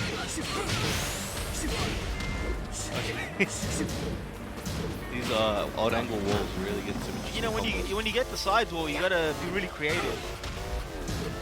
Go for that back swing, go into the second hit. Oh my god. Can he okay, so Raven does a lot of damage with combos, I think we know by now. Can he bring it back? Wow. Breaks the wall. Oh, The drops jab it. whips. The back swing! Oh! Oh, the low kick. Dang. That was, oh man, that's gonna be heartbreaking right there. And back turn low from, the low from back is actually +3 on hit as opposed to generic low, which is -2. They launched him for the back one attempt there. A lot of damage for that punish. Oh, back turn. Oh, nice adjustment. Let's go. That was really well done. Goes for the albatross down through, just down 2 just so he gets an extra time to attack on wake up. Oh, she teleports out of the way. Nice punish there on the skyscraper and takes the round. Wow, okay. Nindo got a lot of momentum right now. Oh, okay. Oh, He just gave him that's 3 heavy. damage. That's I don't think he knew he was in back turn. Yeah. That's one thing that can happen as Raven. You know, someone's walking around and you get stuck in back turn, you're trying to block, and then, you know, all of a sudden you eat 100 damage. Steve's back turn damage is really good, and most of it's guaranteed, right? You get the punch string and then you get the grab. Or sure, you can. Yeah, there you go. That's crazy. But Nindo making a statement right now. 3 games to 1. Yep. Wow. Prison gets the first one, 3 straight to Nindo after that. Man, that monster energy is doing some work for him. He's just every time he takes a sip, bam, another game. Will we see a repeat of the first set? The first one was 4-1. Will this be another 4-1? We'll have to see. So once again, ladies and gentlemen, this is top 16. It's single elimination. Prison is 1 game away from going home. And in these sets, these first to 4s, you know, some players, you know, they use all that they got in those first 2 games. Yeah. Those players are really good in first 2s. Yeah. But when they get to the 3rd game, the 4th game, the 5th game, they're all out of steam. They got nothing left in the engine. Because that's, oh, lucky Chloe. Okay, we got a new engine. Let's see how much steam's in here. But yeah, those, you can't blame them though, because it's like, that's the format you're training for all the time. TWT and all that. First to 2, that's the stuff. So he's putting his tournament life on this Chloe pick. Yep. Let's see if he can bamboozle it. Oh, okay. I guess we're changing. Oh, Oh, yeah, stage. we've got to change stage. Well, this, I don't know the rules here, actually. That's a TWT thing. Maybe they're following that. All right. But yeah, what do you think, what do you think his idea is with this Lucky Chloe pick? Is he going to try to use California rolls and things like that to counter-hit some of the strings, or what do you think? I honestly don't know. Because I think Steve was a fine pick. I think you just need to change some things, because Steve does really well against Raven in certain situations where other characters don't. So I don't know why this Lucky Chloe pick is coming out. Maybe he just feels more comfortable in the matchup. Maybe he's picked up on certain habits that Nindo has that I just haven't picked up on. Regardless, I'm curious to see how he uses this Lucky Chloe. Is he going to play a bulldoze style Tekken where he just, you know, bum rushes his opponent, or is he going to play a reserved style where he waits for Nindo to make mistakes? But right now, Nindo not really making that many mistakes, playing really well. Whatever he does, he's got 1 game to make it work. And we got that stage change into Duomo Domo de di Serio. Serio. No, it was It's I think it's the cathedral. DC Rio. The cathedral of Sirius. Of what? Sirius, the star. Oh, serious. Okay. I don't even know serious. I'm like, oh, You know- it is intense, but okay. You don't follow Tekken rules? Come on, bro. Hey man, I used to, but I don't know what happened in Tekken. Oh, here we go. The California rolls are coming out. It's gonna be big damage. Woo! Oh, she breakdances. I just realized Prison picked this outfit. It's festive colors. We're in Christmas season. Fight. Yeah, festive. That's what it is. She's got that red and green. Gets that power crush into the back 3. Oh, the power crush again. Yeah, Nindo does not want to make this, does not want to allow this to go to a 5th game. Definitely not. He wants to close it out right now. Ooh, evening up those rounds. The El Clasico. Ending the round with the generic low. Oh, nice step. Got the knee. Gets that down 4-2. Should get into the wall here. 4-2-1+2. Oh, okay. It's still something still happened. Wasn't what he wanted, but definitely something. Okay, teleports out of the way. Gets a running knee. See, because Raven has moves from back turn, nothing's guaranteed on her in that So situation. annoying. So using that throw doesn't really do much for Prison. Nice step. Okay, one more hit. Oh, she parried. Standing for... Because that could have been it. One hit yeah, that from could have been it. Master Raven. That could have Especially since the parry recovers faster now compared to before. been it. Oh, out of here, boys. Oh, cancels it. Ooh. I gotta admit, he's not playing Chloe the way I expected, but it's working. Doing pretty well. You know, this man parties hard. Yeah. Not hard enough. John Ding's probably in the crowd like, come on, man, go party harder. He's got those glow sticks on. Oh! And the hop kick, this might He's be, partying. he does have Nice rage. drive. Oh, the damage! Oh, no! Jesus. I think a rage out. Yeah, rage out would have hit low enough, right? And it might have killed, but he decided to go for max this damage. Is it. This is tournament life right now. If he doesn't take this back, party as hard as you need it, my friend. Go ham. Go some Charlie Sheen right now. Nice break there. Gets that 3-4 cartwheel. No Dash in punish. his face. Don't press a button at the wrong time. This could have cost you. This might Oh, be that's if he can finish this combo. Oh no! And the God. down back three, Alright, dancing on his grave. Oh. Takes another game. She dance. All right, so that is 2-3 right now. Oh, that he's clutched it back. Clutched it back. So that Chloe pick seemed to work out. Yep. But he's got no. He has to stick with that right now. He's got no other choice. He's gonna have to finish it out. I hope he's got some more setups because the it seems to be getting harder as time goes on for him to defend against Master Raven. Ooh. Hop kick. Hitting them give a all day. damn. Will Alright. break. Balcony break in the first combo of the game. Gets Wow, that look, end. that's half health. Oh, the hell sweep. If Chloe ends with that move, ends combos with that move, you need to mash spring kick. That was excellent. Perfect. That backdash and then punished him for being in Round back turn. two. Excellent job there. Got just out of range of that follow-up. Of the flip. Goes for the Cali roll. Trying to get a count here with that back four. Oh, okay. Can you catch it? Oh, back turn. I don't know what the combo is here, but I hope he does. It's gonna be rough. Oh, very oh, nice. yeah, Oh, that's a wall splat. Not quite. Oh, can he close this out, or is Nindo going to make a comeback? Oh, he's going for the rolls. Oh, and goes for the low. That is a scary situation to be in. Round 3. All right, Prison. Fight. One round away from evening up the scores. Who would have called this? I don't know, dude. This is crazy. All right, here we go. Got to out of the air. No conversion.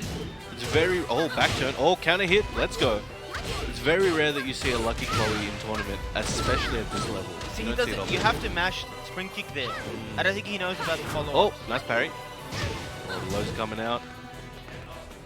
Oh, Prison waiting for his opportunity. Oh, is that tech?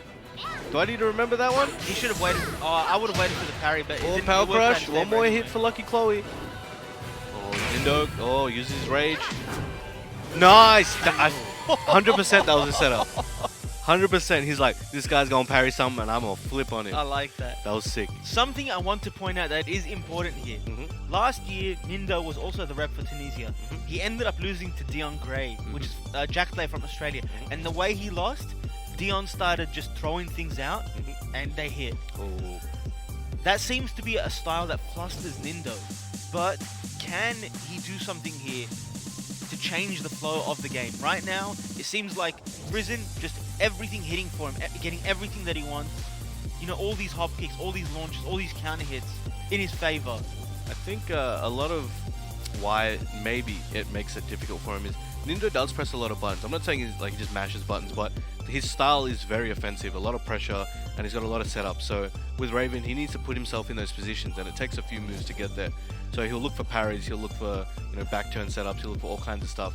And I guess if you're just throwing stuff out, it's going to mess with his timing. It's going to hit him when he doesn't realize it's gonna. So he's got one game to adapt right now, but the same thing goes for Prison. He's got one game to make sure he can cement this one for him. Well, let's see how it goes. They're having a think, having a chill for a second. All right. Oh, we got a character change. And Nina. Ooh, okay. So I guess he was not comfortable using Master Raven in this set anymore, because I guess a few of the things that he was using the most was just getting capitalized on. And I think he was just like, nah, I don't want to deal with that anymore. Let's bring out somebody else. Let's go. Nina's one of those characters with a lot more straightforward tools in neutral. Like, she obviously has a lot of stuff that are situational, but she has good down forward one, access to generic lows and whatnot. This is gonna hurt, dude.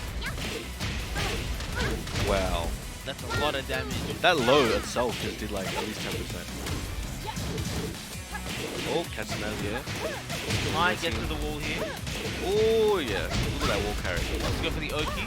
Goes for the fully charged 1+2. Oh, no duck there. No duck again. Oh, Power Crush. That gives him the round. All right. Round 2. This is final game, guys. Like these guys are on the edge right now. Loser is eliminated from the tournament. Yep. This is the last game, as you mentioned. Down a hit. Look at that damage. Oh, another one.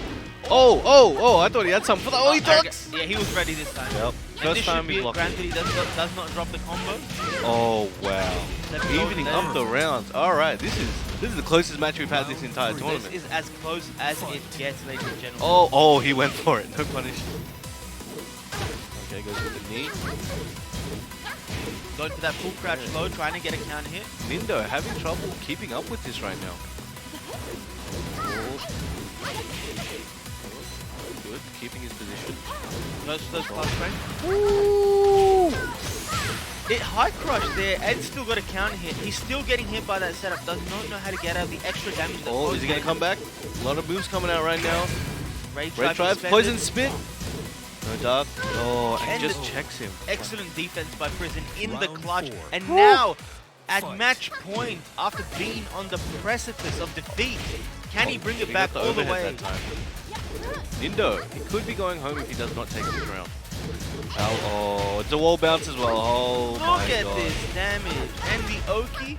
Oh, the overhead. He was waiting for that low again. And he punished it this time, but didn't complete it. That could have got a wall splash. I think he wanted the hell sweep, but regardless, it worked out his favor. Oh, okay. What? Ranger? Oh! He hits! He's gonna just frame it? Let's go. He missed one of them. Is this enough damage? Oh, damn. Alright, not yet, not yet. Oh! Floats. Nindo in rage. Rage Use drive! the rage Oh, drive. double Oh! What? The absolute worst way to lose for Nindo, and how lucky it was for Frizen. The trade, obviously in his favor, takes it over Nindo in the clutch and brings it back after being down 3-1. That Chloe pick turned everything around, upside down, any way you want to describe it. Just phenomenal gameplay from Frizen. KO, you barely see double Ks, and at the end of a tournament set, the final round, you get a double. I thought the blonde bomb was gonna win. Yes, so did I. Yeah, it was. That's what you get, 12 frame mid with that standing for. All right. So, I think the next match will be the final one for tonight. Final one for the top 16. All right. Yes. So next up, stick around. We're just gonna go on a short break. Get the players ready. We need to calm down. We're gonna have Anakin representing the USA and Mr. Good representing Chinese Taipei. So make sure you don't go anywhere. If you do, go to the bathroom, get a drink, come back, and we'll see you guys soon.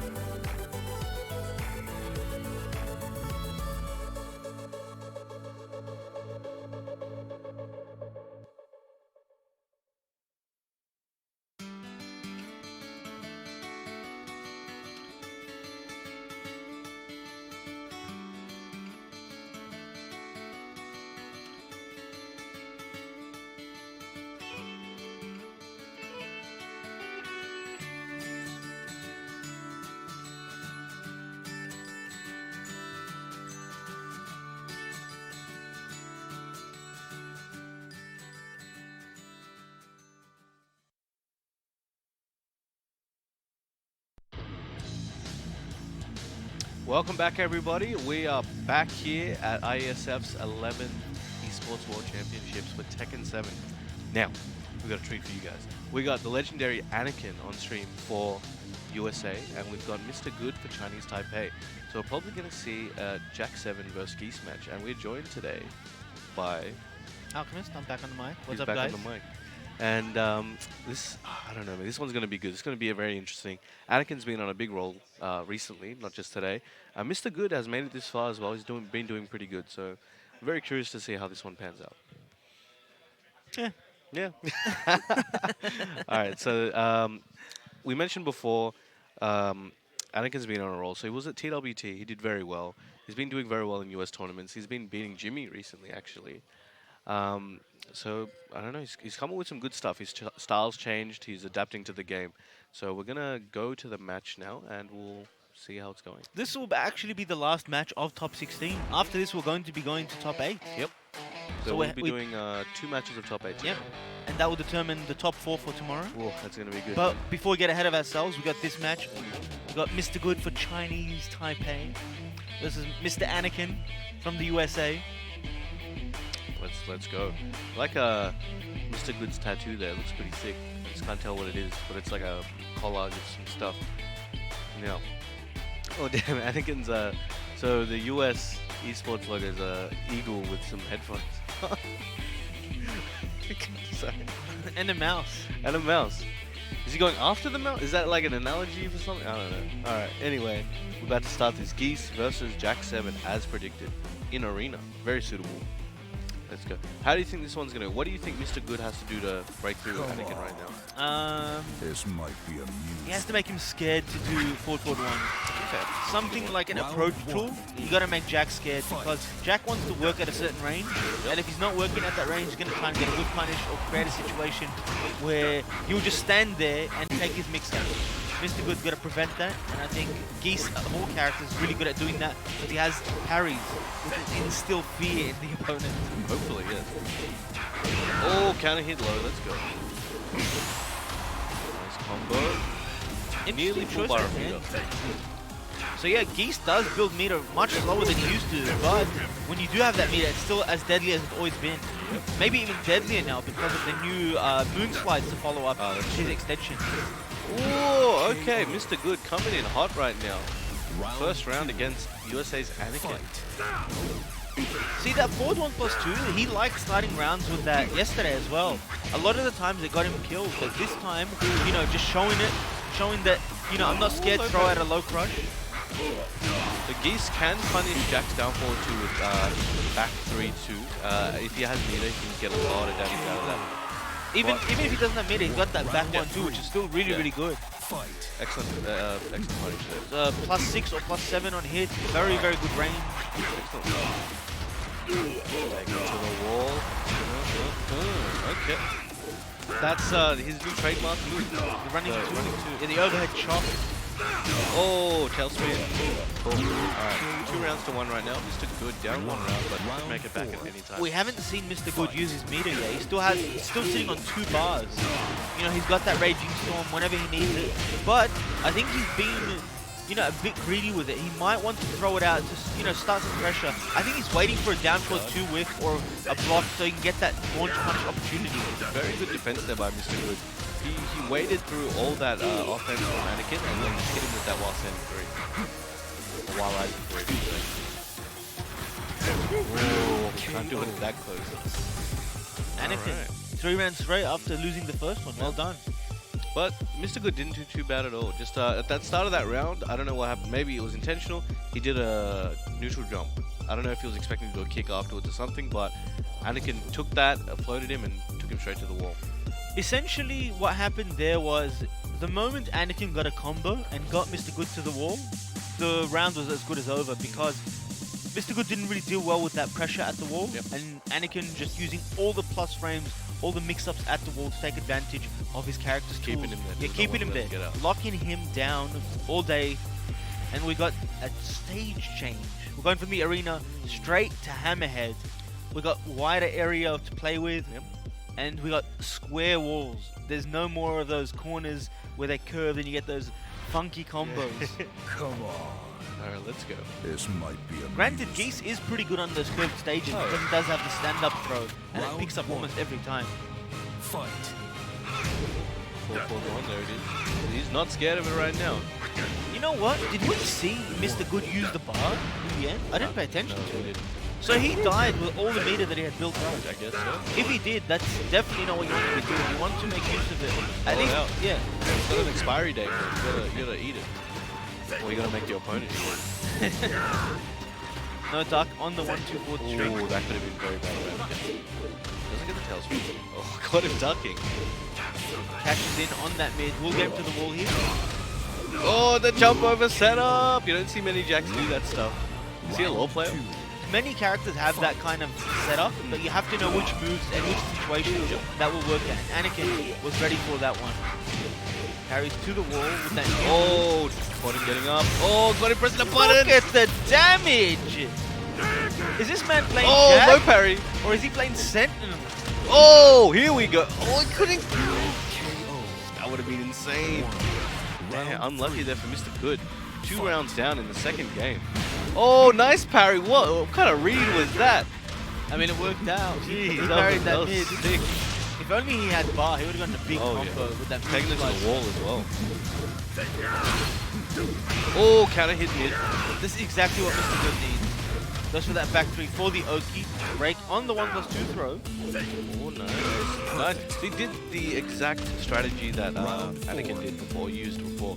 Just kept him at the wall, did not want to let him get out. Just killed him.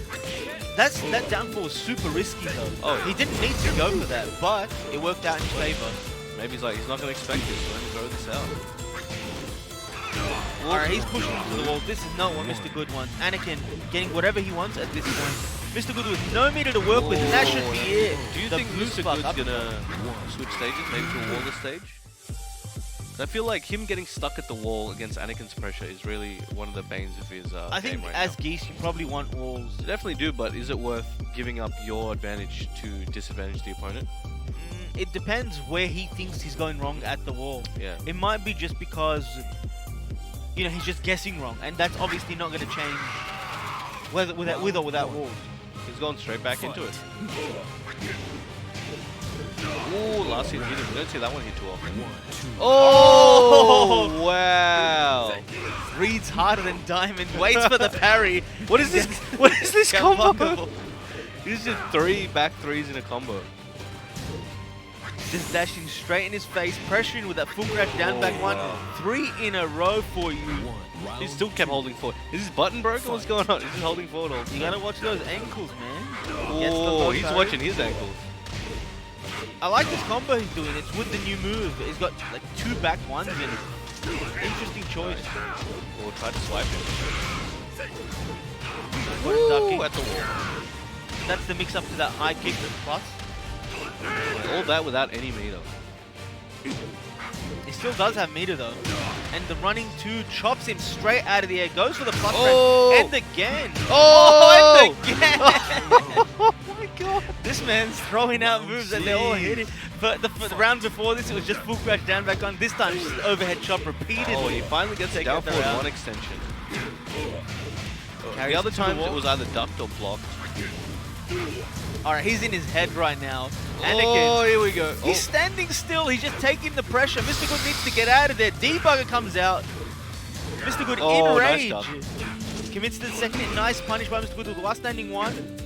Back Goes against for the a wall, low but and his another health one. lead is too big. Oh my god. Alright, this is 3-0 so far. The cojones on this man. Dashes up and does the down back one. Wow. I really like the way Anakin's playing. This is, if your opponent has shown that they don't know how to deal with your offense, why change it? Yeah. Let's see how he goes now. So, Anakin looks pretty chill. You know, he's a veteran. Nothing much to worry about so far. He's taking it 3-0. Mr. Good could definitely make it back. We've seen this kind of stuff happen. He's staying at the same stage. Whether or not that's a good choice remains to be seen. But we'll see what Mr. Good can bring out in his potential last game. And we're still in the Hammerhead stage. Oh, he went for that blue. Nice low parry. Did he try to do it after down 4? Uh, Saint does that a lot. oh, missing put there. There's Oh, that chop out of again. here. Repeat offender. Oh, not close enough for the wall bounce. What? Jumping swipe. Oh, he's just he's in standing his- there. Oh, nice. Okay, This this should be one it. out. There should be it. Just rage up. Rage up. No, Oh, he should have okay. just went for the other one. Please don't. Oh, please finish this. Okay, he finished it. Oh, yeah. I was gonna be like, bruh, you don't Both- want to lose like this. Either one would have killed. Yeah. Fight. One just takes a lot more effort He, and a lot more risk. he wanted to send a message. I'm still alive. I'm still alive. Don't mess with me. Gets that down back one. See, just letting him go in. You could tell he's scared to press a button on Anakin's approach. He should be trying to keep him out. He has tools to control that range as well. Again. Oh, that was sick. What? He does not have bar, but he still makes use of that wall so that gets the Oh move slices my through. god, he's taking it nearly to the other wall. Oh, here we go. Can he finish it here? Like with another combo after this? What's his option? Oh, whips the grab.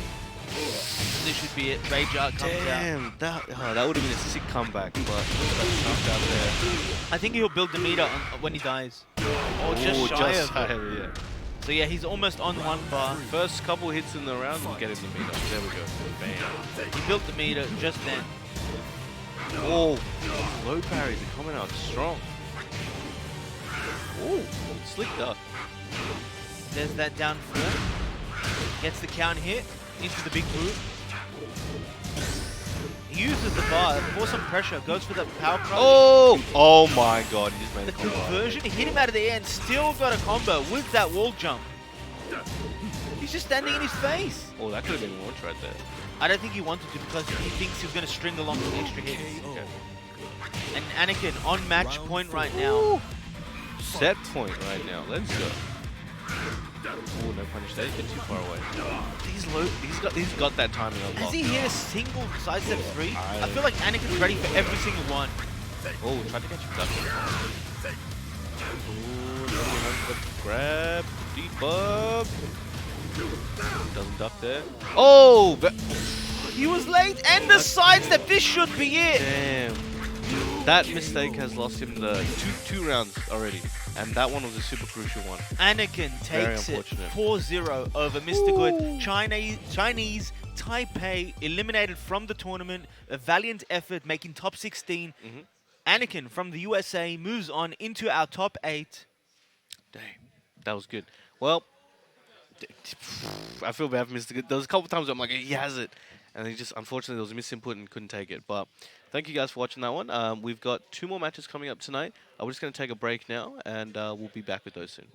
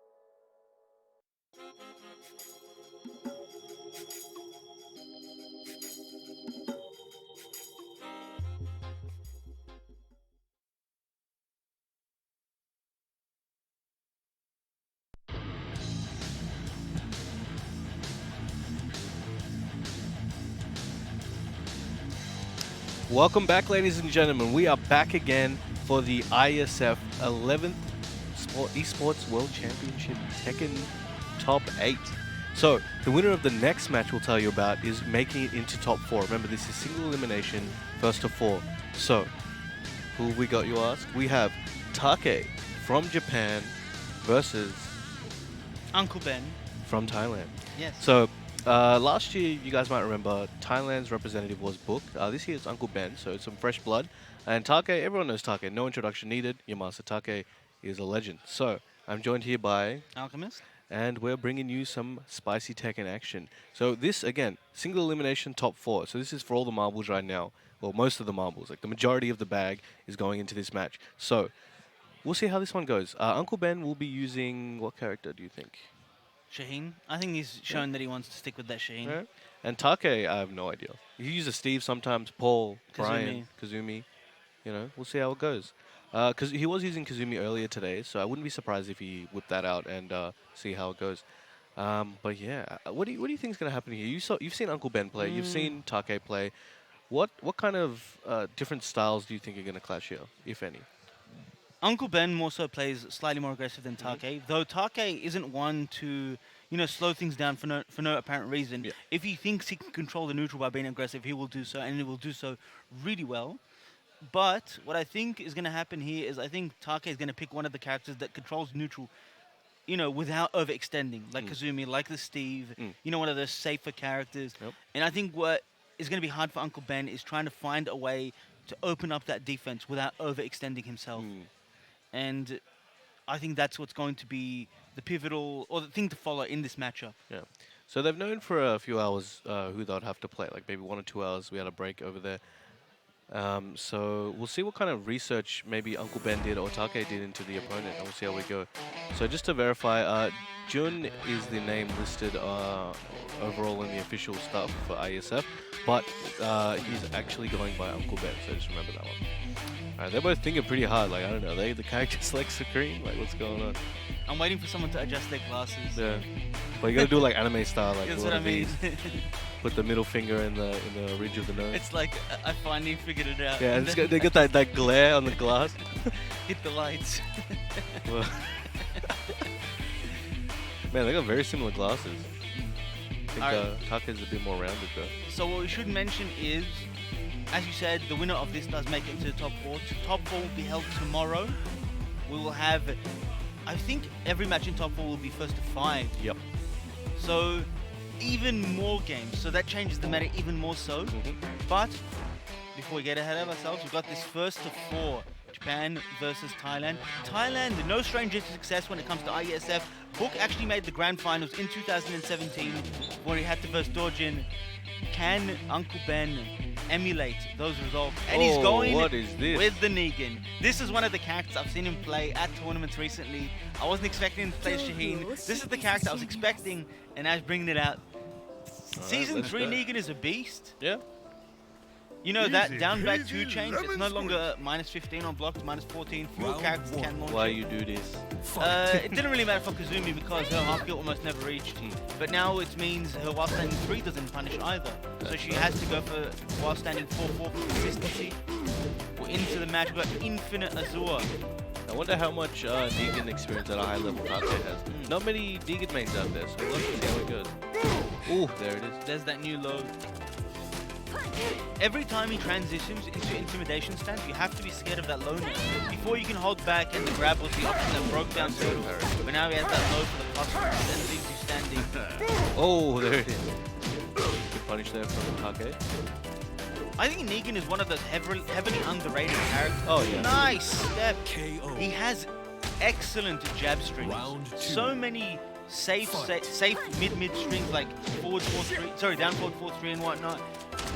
If you can utilize them and trick your opponent with the amount of hits, it's going to be very, very hard for them to deal with it. Goes for that side step. He can get super annoying with his tools. And if you're the type of player that likes parrying, you're gonna have a bad time. He's got a bat. What are you gonna do with that? And every time Kazumi commits to that second hit of the down forward 1-2, he's got that new punish while standing 1-2, and it goes into intimidation stance. So he does get that mix-up. Yeah, the way they built him seems to be a lot more. I think when he came out, he had an intimidation stance and some links to there, but I think they're trying to build him around that stance now. The stance is very strong. Also, he doesn't really have a low crush.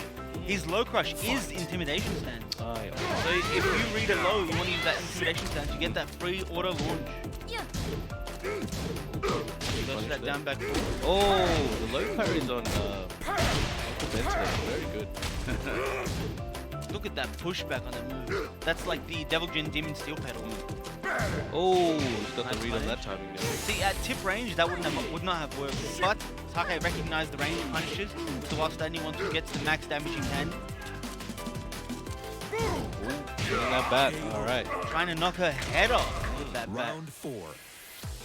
Fight. Take 2 rounds to 1 right now over Uncle Ben. Nice punish. These down back fours, every single one has been blocked so far. Oh, here's one too. Take has picked up on every low timing from Uncle Ben, except for that low with the bat from Intimidation Stance. Which is a bit difficult. Well, yes, because the true mix-up in that situation. Using that down forward 1 to keep him in check. Brings out the bat, gets those plus frames, is enraged. Will we see him make Could he use bring of it that? back? One Comeback potential launch is in real. quarter second forward 1 could end this. Chipping at him away. And so patient, absolutely not greedy in the slightest. Going for safe down forward 1 pokes to close it out, using the infinite stage to his advantage, and takes the first game. Does Keeping it Take. super basic is what you need. Now, will we see a character change maybe? I think he'd want to change stages before anything. I think the Negan was fine, but when your lows are being blocked, you can't start your offense like that. You kind of want to make it difficult for your opponent to move around as much.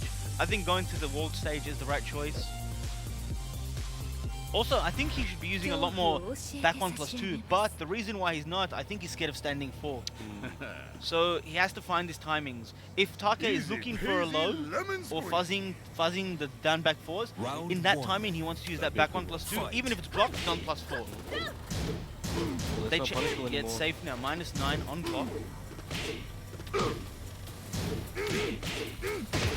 Still pedal. Goes to that round 2. We've seen a lot more of that from Take when he wants to start up his offense. Excellent whip punch. Walking to Kazumi's weak side, gets that launch, should get him to the wall here. What's for Oki? Oh, another steel pedal. Oh, came in running with that bat. Very nice punish. Yep. And there's that punch we're talking about on that down forward 1 to go to intimidation. That's good use of that by Uncle Ben. Just dashing in his face, trying to gauge a reaction from him, or get a reaction from him rather. Commits to the second hit, that is a safe mid-stream. Sorry, high mid. Goes to the overhead. Not done. See, he's playing so fast that this is what's making Uncle Ben scared to do that back 1+2. It's just quick jabs, quick lows, quick homing moves, a down forward 1 to keep him in check. And right now, he's pushed him all the way to the wall. Commits to the last hit, no punish, but gets that down back 3 into the running 2. Gets that down back 4, 1 hit away, and it's down forward 1 once again to close it out. Take ties it up at 1 round apiece. Fight. Definitely want to start it out. Flash punch combo. He interrupted the up forward 4. I think Uncle Ben was looking for a counter hit timing, but Take once again playing too fast for that kind of move to work in the neutral right now. Oh, counter hit. Very good. Oh, that's gonna hurt. That series of events is very interesting because that counter hit caused Kasumi to be off axis, and the way you block determines what you get hit by and what you don't, because it's a true mind game in that situation. You have to hold forward to avoid a lot of the situations. So it's quite weird for people to remember that. KO. Yeah. Uncle Ben takes it. Very nice. While standing Round crumple. 4. Fight. Catch them stepping. The strings are coming out. And there's that forward 4 that did work against Wowzer. Caught him in his fuzzy timing. Can he do the same against Low Uncle Ben? Take this one to the wall. 1, 2. Oh. He went for No, the Oki. oh, okay, yeah. Although he could have gone for the stab, get a bit of extra damage, but as you mentioned, Oki is a decent option. Just, mainly to some other Yeah, stuff. Negan has so many wall combos and they all serve different purposes. The reason he went for that one is because he wanted Oki with intimidation stance. But now Take once again pushing Uncle Ben to the wall and the rage art. This will that's hit. gonna hurt. But the question is it enough? I don't think so. Yeah, We're gonna have one more mix up in this round. Alright, here we What's go. it What are gonna we be? gonna see? Oh, down back 3. Very, very risky, but it works out in his favor. Ties it up at 2 rounds apiece. This game's pretty close, as you mentioned. 2 rounds apiece. This could go anywhere right now. There's that standing 4. Button pressing Sidesteps buttons. right, realign, will get to the wheelie with that Tiger Boom. and the follower. He's trying to make his way out from the wall. Having a lot of trouble. See, last season that would have been good right there. Back to on the wall. It's Gets the unbreakable. grab. It's an Yeah. unbreakable 50-50 throw. mix up. And Negan in rage. We once again have that situation where he can use the rage drive. He has 3 still different alive. variations. Rage drive at the wall. Yep. The second chip kill we've seen from Take with that rage drive. Very well done by Take. Takes the second game It's 2-0 very rude, actually. over Uncle Ben. Alright, so I think Uncle Ben's doing really well with Yeah. Negan. I don't think he should change characters, but you know, he might not be feeling it right now. Yeah. The way he's trying to close out rounds is kind of where he's, you know, falling behind slightly. Take has been really good at closing out rounds today. Uncle Ben, you know, just slightly behind in terms of timing when closing out rounds, getting caught off guard and getting counter hit or getting poked out of the tools that he wants to close out rounds with. We're going into this third game. Will we see the character change, or are we going to see a stage change? Let's find out. Do you think Shaheen would do well against Take's Kazumi? I think it's the same, to be honest. Negan has a better sidestep, so he can move around Kazumi's moves better, especially because he's such a big character. He has good range as well. Geese. But it looks like that won't matter because we have a Geese pick. Oh, And we got an infinite stage. is this season 2 right now? I think this stage heavily favors Take. But let's see what Uncle Ben could do with the infinite stage. It makes it a lot harder to, you know, land your low pokes against someone that's going to be moving a lot. But that also works in Uncle Ben's favor because it's the same thing for Take. Granted, Uncle Ben wants to play the slow game and move around a lot and try and bait with. Oh, nice step. Cancel with the overhead. Get chunky down here. No wall, so can't resist any wall damage. Gets that Tiger ender for the Oki, runs up to him. Follows him, yeah. See, this is just the way Take plays. He gets a life lead, and he makes it so hard to come back. Yeah. He just controls the neutral, and it's with no risk. He's just so good at doing that. His style is so Ooh, that was a effective clean back when he has a air. life lead. I mean, yes, you can duck that, but obviously it's not safe on block. Another hit. Alright, good timing. He decides to go for the 3+4 option. I like it. Tiger ender. With the running. Geese does have rage. He's got one of the most damaging rage arts in the game with that deadly rave. Will we see it come out? Nice Goes for the duck. mix-up. Take so on point. Ducks the high. 3. 2 rounds straight for Take in this third game. Can he make it 3? He didn't even bother going for anything like a launch or a fancy thing. He's just like, yep, flash punch combo, that's it. Nice break on throw. Going for that down forward for one of Kazumi's longest range mids. Take constantly just backdashing out, moving a little bit left, then coming back in every time. There we go, more left. Ooh, good punish. Alright, bad. Having a bit of trouble. Okay. No duck this time on the string. I think he expected him to mix it up. Yeah, Last press time, the button, last time he went for the high. And obviously there's no risk in just stand blocking. Again, oh, okay, he went for something bigger this time. Nice combo. Oh, didn't. Oh, that should be Yeah, he that. was ready for it. Take just too sharp right now. Yep. 3 games straight off and 3 rounds straight in that match. That was good, very good. Uncle Ben What's he looking gonna like do? he's got something up his sleeve right now. Alright, is let's that? see. Kind of just half expecting to open his sleeve, which is rice. He's gonna pick that Leroy. Oh, okay, okay. I mean, at this point, you have to change something. Take, you know, the Geese did not work out against Take, especially in that infinite stage. Whether it was a wall stage, would it have made a difference? Who knows? But I feel like he's going to have to make a change, and he does. He's going to that Shaheen, the character that we've seen him play the most in this tournament, and we're going back to that Hammerhead stage. Take still on a 3-game lead over Uncle Ben. Can Uncle Ben shift the momentum in his favor? It's a tall mountain to climb, but if anyone could do it in this situation, it's Uncle Ben. Round See what 1. Shaheen can do. Fight. Back and hammerhead as well. So weird wall distances. Nice punish. Here we go. I think if anything, this will help a little bit because I'm sure he's the most comfortable with this character, if anything. When you're playing a character that you're most comfortable with, you generally have better situational awareness with them as well. Although, you know, you play a character that, you know, you pick for the matchup, you might not be ready for the situations, even though you've studied them and understand what you can do in those. So going back to this Shaheen, the one we've seen for the tournament, might be the right choice. We're gonna have to see. But something I also noticed when you're using your most comfortable character, sometimes you get too comfortable and you make a lot of mistakes because you think, oh yeah, I'll be fine. When you're not using your most comfortable character, you're a lot more on edge, so you're a bit more cautious. But it just really depends on the player. I guess it works both ways. Yeah. Oh, very nice counter hit. He's going for that 4-2-3 option. A lot of Shaheens are opting for the 2-3 instead. It's 4 less damage, but you get plus 10 frames and a mix-up. But regardless, gets that 52 damage from that while standing on counter hit. Overhead. Another one. Trying to get those plus frames. He's using that a lot. I really like the way he's using it. Now Shaheen can transition into a crouch and force a mix-up. If he doesn't see your opponent, if you see your opponent not buttoning on that back one block. Woo! This might be it. That should be it. Should be able to Get it to roll down back to the door. Doesn't need to do anything fancy. Very nice. Okay. Stock standard combo takes it, gets himself on the board with that Shaheen pick. Very dangerous situation though. He's 3 down right now, so he needs to keep this going. Otherwise, it's going to be a problem. Back against the wall. Lets it rip. Take deciding that he has enough of a lead to commit to those risks. Yeah. See how it goes. Nice punish. Always minus 14, so you always get that while standing 1-2, and that's that tip range. Checking in with that down forward 1. Seeing if he wants the button.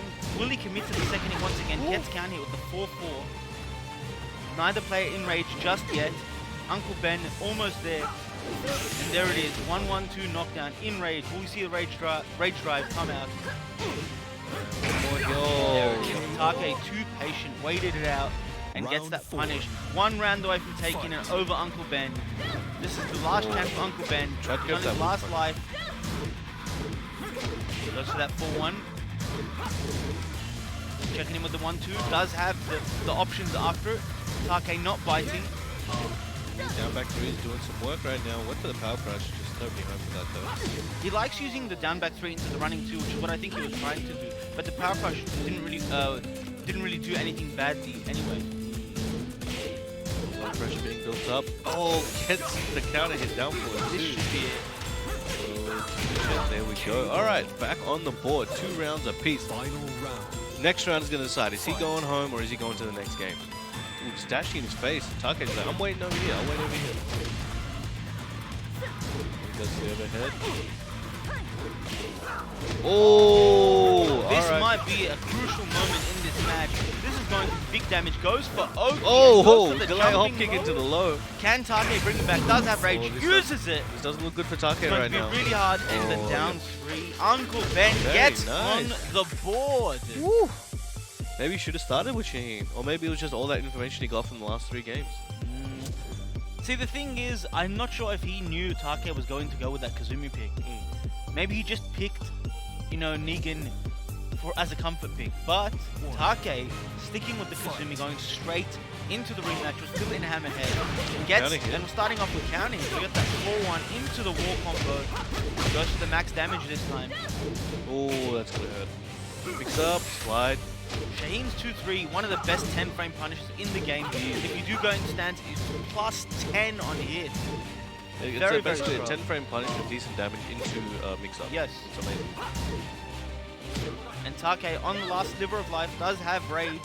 Poking away at Uncle Ben. Uncle Ben with the generic low closes it out. Round 2. Looking pretty good right now. Looks like complete mood shift in this. Yeah, this Shaheen pick's really working out so far. Goes for a back four of his own. And Uncle Ben walking to the right side between attacks just to avoid some of Kazumi's pressure.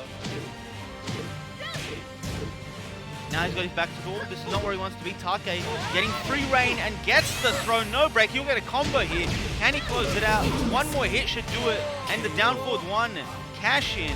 on deck Round right three. there for Take to take it. Fight. 2 rounds away from taking the set once again. Oh, Cashes that's a in. rip. 1-1-2. Very risky, but he conditioned him to button there.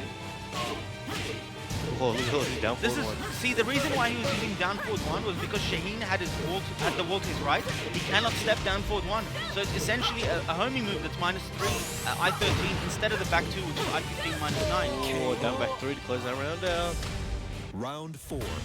Could this be it? And this is match point for Take. Once again, Well, he's looking a lot better than the last one around here.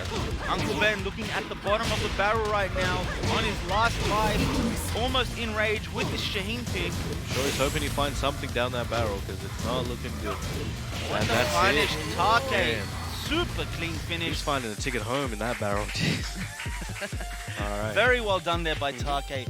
Very clean, efficient play, and a good effort by Uncle Ben making that top 8. Unfortunately, he's out of the tournament, but we will see Take tomorrow in our top 4. Yep. Ladies and gentlemen, we have one more match for you tonight, and it is a great match. We have USA's Anakin representing Red Bull and Rox Gaming Knee from South Korea. It's going to be big. This is a match we've seen many a time throughout this year, and this is a first of 4. It's going to be a long set. Stick around. We'll come back after a short break for some great Tekken action. See you guys soon.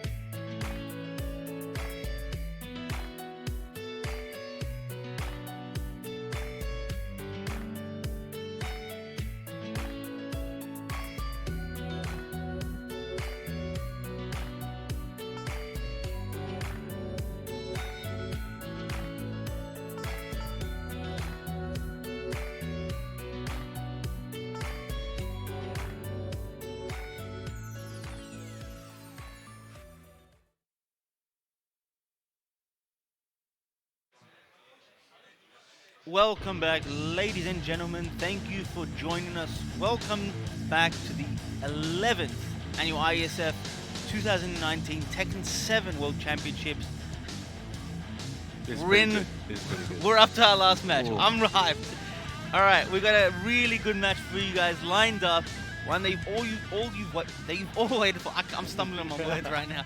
We got Korea versus the USA. We have Nee versus Anakin. Wait, As what? Nee- Already? Yeah. Before top 4, we got this in top 8. Single elimination. First of 4. The loser goes home. Damn. We've seen this matchup so many times. We've seen Jack versus Devil Jin, and then Nee brings out that Paul to seal the nail in the coffin. Will we see a repeat of that? Paul is one of those characters Nee has been using a lot recently in tournaments. I feel like it's one of his strongest characters and one of his most successful characters, and especially in this matchup. But I feel like Anakin must have learned from previous experiences. Can he apply what he's learned in this match to take it over Nee for the first time in a set as long as this? I kind of low-key want to see Leroy just for the fun of it. I like seeing these Leroy, but I kind of want to see a Mishima. And that's just me. Devil Jin versus Jack, not bad, but I wouldn't mind. I think we're gonna see maybe a Paul or a Steve. That would be something I Because expect. it's a first to 4, I think Nee's going to test with a character first. Maybe. He generally does that. Then, if he needs a character for the comeback, that Paul comes back in strong, and usually seals the deal. So maybe we will see a Leroy. Maybe we'll see a Ganryu. Yeah, Who the hell maybe knows? it's Safino. But I think Anakin, sticking with old reliable, he's got that Jack 7 at the ready. Let's take a look. All right. Oh, Geese. All right. And he got Howard State. Yeah, I don't know. Yeah, collusion. I don't know about this guy. That's some real top grade RNG. That's what he wants us to think. He's rolling on one side of die, if you know what I mean. All right, let's go. And we got that special intro for the stage. All right, this is the final game or final Bring it set on. of today, and it's I'll Nee versus destroy you Anakin. all. This is grand final real Round quick. one. And what a way to end the night. I know, right? Fight. We're in good ass Tekken along the way. Stick around, guys, and we're on to the first match. Oh, they swinging. Calm down, guys. Come on. You're like 4 matches at least. Okay, so why did you pick Geese? I'm not too sure, but Geese's pressure is very good. Again, Jack cannot sidestep, and his punishment is very good as well. So he could be expecting to really whip out that punishment and see how he goes with that. We saw, I think Uncle Ben was it? Also, we saw someone play Geese. Oh, sorry, Mr. Good versus Anakin. And we saw Anakin did really well versus the Geese pick. He definitely has the XP. Maybe he was watching that match, picked up on something, and now he's trying it out for himself. See if he can take advantage of those. Well, first off, he gets the first round. God. It starts with a low parry. He's got some up his sleeve. He's got that Moon Slicer combo, gets to the wall, big damage here. Goes for the single rep booking for the Oki into that down two. Anakin pushing Knee to the There's that corner, but step. Knee not having any of that. Gets the meter cancelled into the combo. Is going to end with the 1-2-1-2. Big damage and the 7 golden letters on Knee. He's coming in hot right now. Forward 1+2, one of the best low crushes Geese has in his arsenal. Gets that blue spark uppercut. Oh, jumping swipe. Here we go. One of Geese's best moves. And he's built that bar once again. He's using it very efficiently. The first time he used the bar, he ended the round with it. Now he's got another one. Will we see the same thing? Went for a walk just now. And Knee in a corner works his way out with that back 3-2 cancel. Once again, 100% hit rate when he uses bar right now. Oh, look at that Twitch stuff. What is happening? Anakin does have rage working away at his ankles with those low Oh, commits and that to the should full be it. string. Oh, No, what? There is no punish for that. That's consistent for Geese. You have to do forward 2-1 at that range. His back was at the wall. I thought it was going to do back 3-2 or something. I don't think it would have reached. Really? And Knee Okay. takes it 3 rounds straight. Interesting. I think Anakin's going to want a stage change. Definitely. He's definitely not going to change characters. He didn't even break a wall. He's just like, Looks like he's staying. Yeah. The thing is, Knee winning that is very, very, very good for Knee because not only did he get information with a character that, you know, is not the character he might want to use it, wanted to use in this matchup, but he's got 1 win and he's still Geese. And he won 3 straight, so he's abusing something that Anakin has not picked up on. Oh, that's a big launch. Taking him to the wall. Break that. Look at this combo. Oh, couldn't get that knee in time. Dashing out. Heavy machinery sound. And the way Anakin plays Jack, just in your face, forcing you to react to his movement. And if you don't, he's just going to mix you up. He's got really good position here at the wall. Knee once again, Oh, does it attacking his way out of that corner. Oh, debug. Let's go. Is he gonna? Oh, he was ready for that. We've seen all those thrown be broken. What? That's the by same Anakin. sequence twice. Full crouch down back 1 into grab, broke, and then did it again. A lot of Geese players do like to use that throw when they have their back to the wall. Obviously, switch aside. They don't break it and they get that guaranteed follow-up. Once again, Knee does have that 1 bar to work with. Anakin looking for Knee coming in on approach with that down forward 2. Could get him to the wall with the back 3-2. Wall breaks it. Oh, look and at the the conversion. damage. Very well done by Anakin to recognize the situation. Oh my god, look at He that has parry. rage. This might actually be it. Oh, side wall. Oh, okay. You gotta use the tailspin, that would have been sick. If he didn't swap sides and the side wall wasn't it, I think he could have killed Could have because he had rage. And he does deadly rage. That's a ton of damage. But now both players in rage. Oh, full crouch. Oh, and gets him with the mid. Very nice. I really like the way Anakin timed that low. He dashed, waited a bit, went full crouch and did the low. Expecting something from Knee like a jab to check him. Nice, taking it to the wall. Oh, the second hit of 1-2. Use the double repetition. Oh, big The boot. big boot. Jackhammer into blue. Oh, okay. Dive in. Nice. Woo! I know we're probably peeking. Sorry, guys, but damn, that was sick. To think he'd throw something like that out against Knee. He just stood there.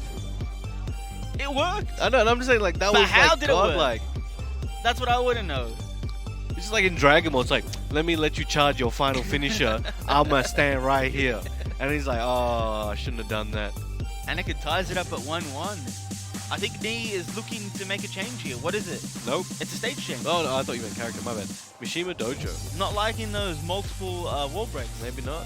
It worked pretty well for Anakin that set. Or that game. 1-1 right now. Look at this, ain't even grand finals. What's going on? One of these guys has to go home tonight. Round 1. Third match here. Sorry, third game here for this set. Starts off with the jackhammer into the blue spot. See, Anakin, Oh my Anakin god. uses so many unconventional moves that most of the time you're just not ready for them. There's that debugger. Knee was ready for that one for sure. Gets the moon slice screw combo But here. even after this, they're not even going to be even on life. Anakin did that much work at the start of the round. Step. Float. Oh, too many hits there. He had to dash slightly further. Goes for that wall bounce. Long range move. Geese does not have a consistent punish for it. Anakin, of course, knows that. Knee once again in rage. Goes for the mid parry.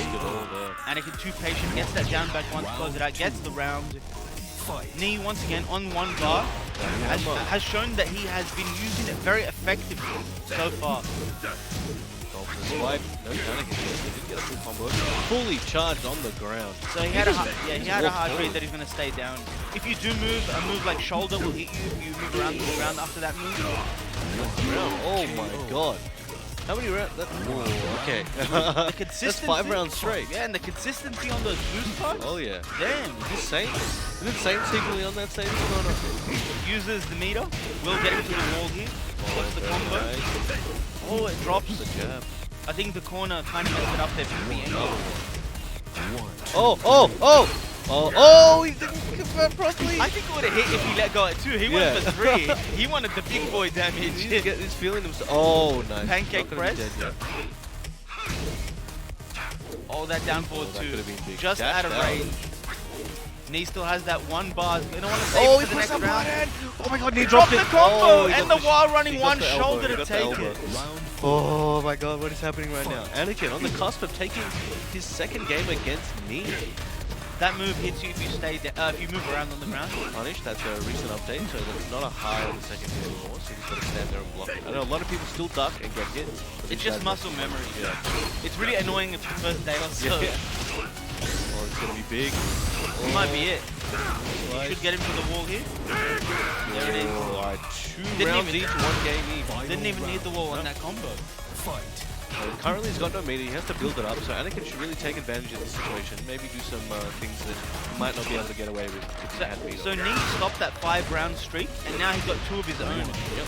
Who's going to take this decisive round? Oh, Anakin throwing out the... he's built his own mind game around that. It's very, very interesting how he is using it, to be honest. Playing at range 0. Knee working on that bar. Oh my god, that's a big win. This is going to be very, very good for Anakin. Might be able to... Nearly It's dead. 1 mix-up and he's dead. And the down back wow. 1. Excellent. Anakin bringing it back. Woo! Damn, that's crazy, dude. Is he going to stick with the Geese, though? That's the big question right now. I mean, that's the question on everyone's mind. Knee is one of those players that doesn't really like changing characters too often. Yeah. We saw at TWT Finals, he stuck with Geese throughout the entirety of his top 3 run. So I think he's going to stick with Geese, and he does. I think maybe on the last live, he's going to bring out that 4. If he doesn't, I wonder what the reasoning is. Many times I've seen him just stick with the character no matter what anybody thinks. Like, I remember he played Book at one of the Asian events. He used Kazuya, and he did not change. It was a bad time for him, but he's like, I'm sticking this out, and he ends up losing, but he stuck with it. Well, let's see how that goes for him today. The Jack Death is actually only minus 11 on block. He tried to go for that 12-frame punish. Used to be safe back in the day. Oh, get up here.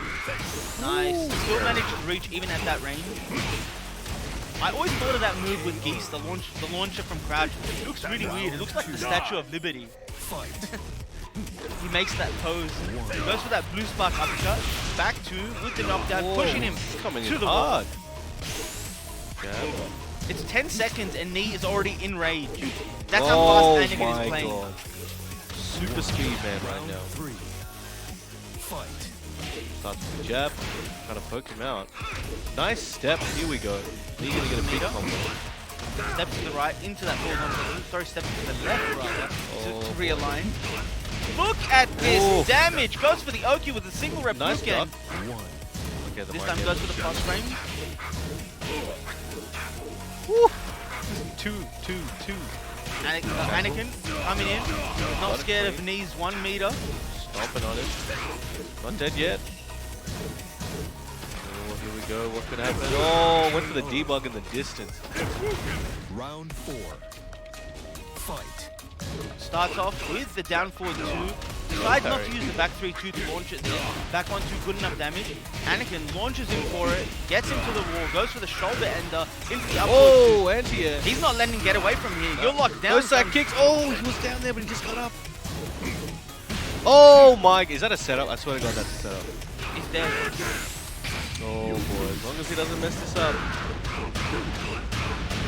Oh my God. That last hit does a grip of damage. That's the thing. If you drop that last hit, they can't die. You have to do the entire thing for you to die. Yes. So basically, you better not. If you Geese play, you mess that up, you might still die after hitting that. You may get overkill in theory, but if you don't hit that last hit, you're done. I think the other Rage Drive might have killed. Rage Arm might have Yeah, killed. I think it Live. would. But Doesn't again, matter. these Geese players, man, they want to be Nah, stylish. you want to be sure. Yeah, you want to be. It does a lot more damage. Ties it up at 2 games apiece, does Knee. We're going into this yeah. 5th game.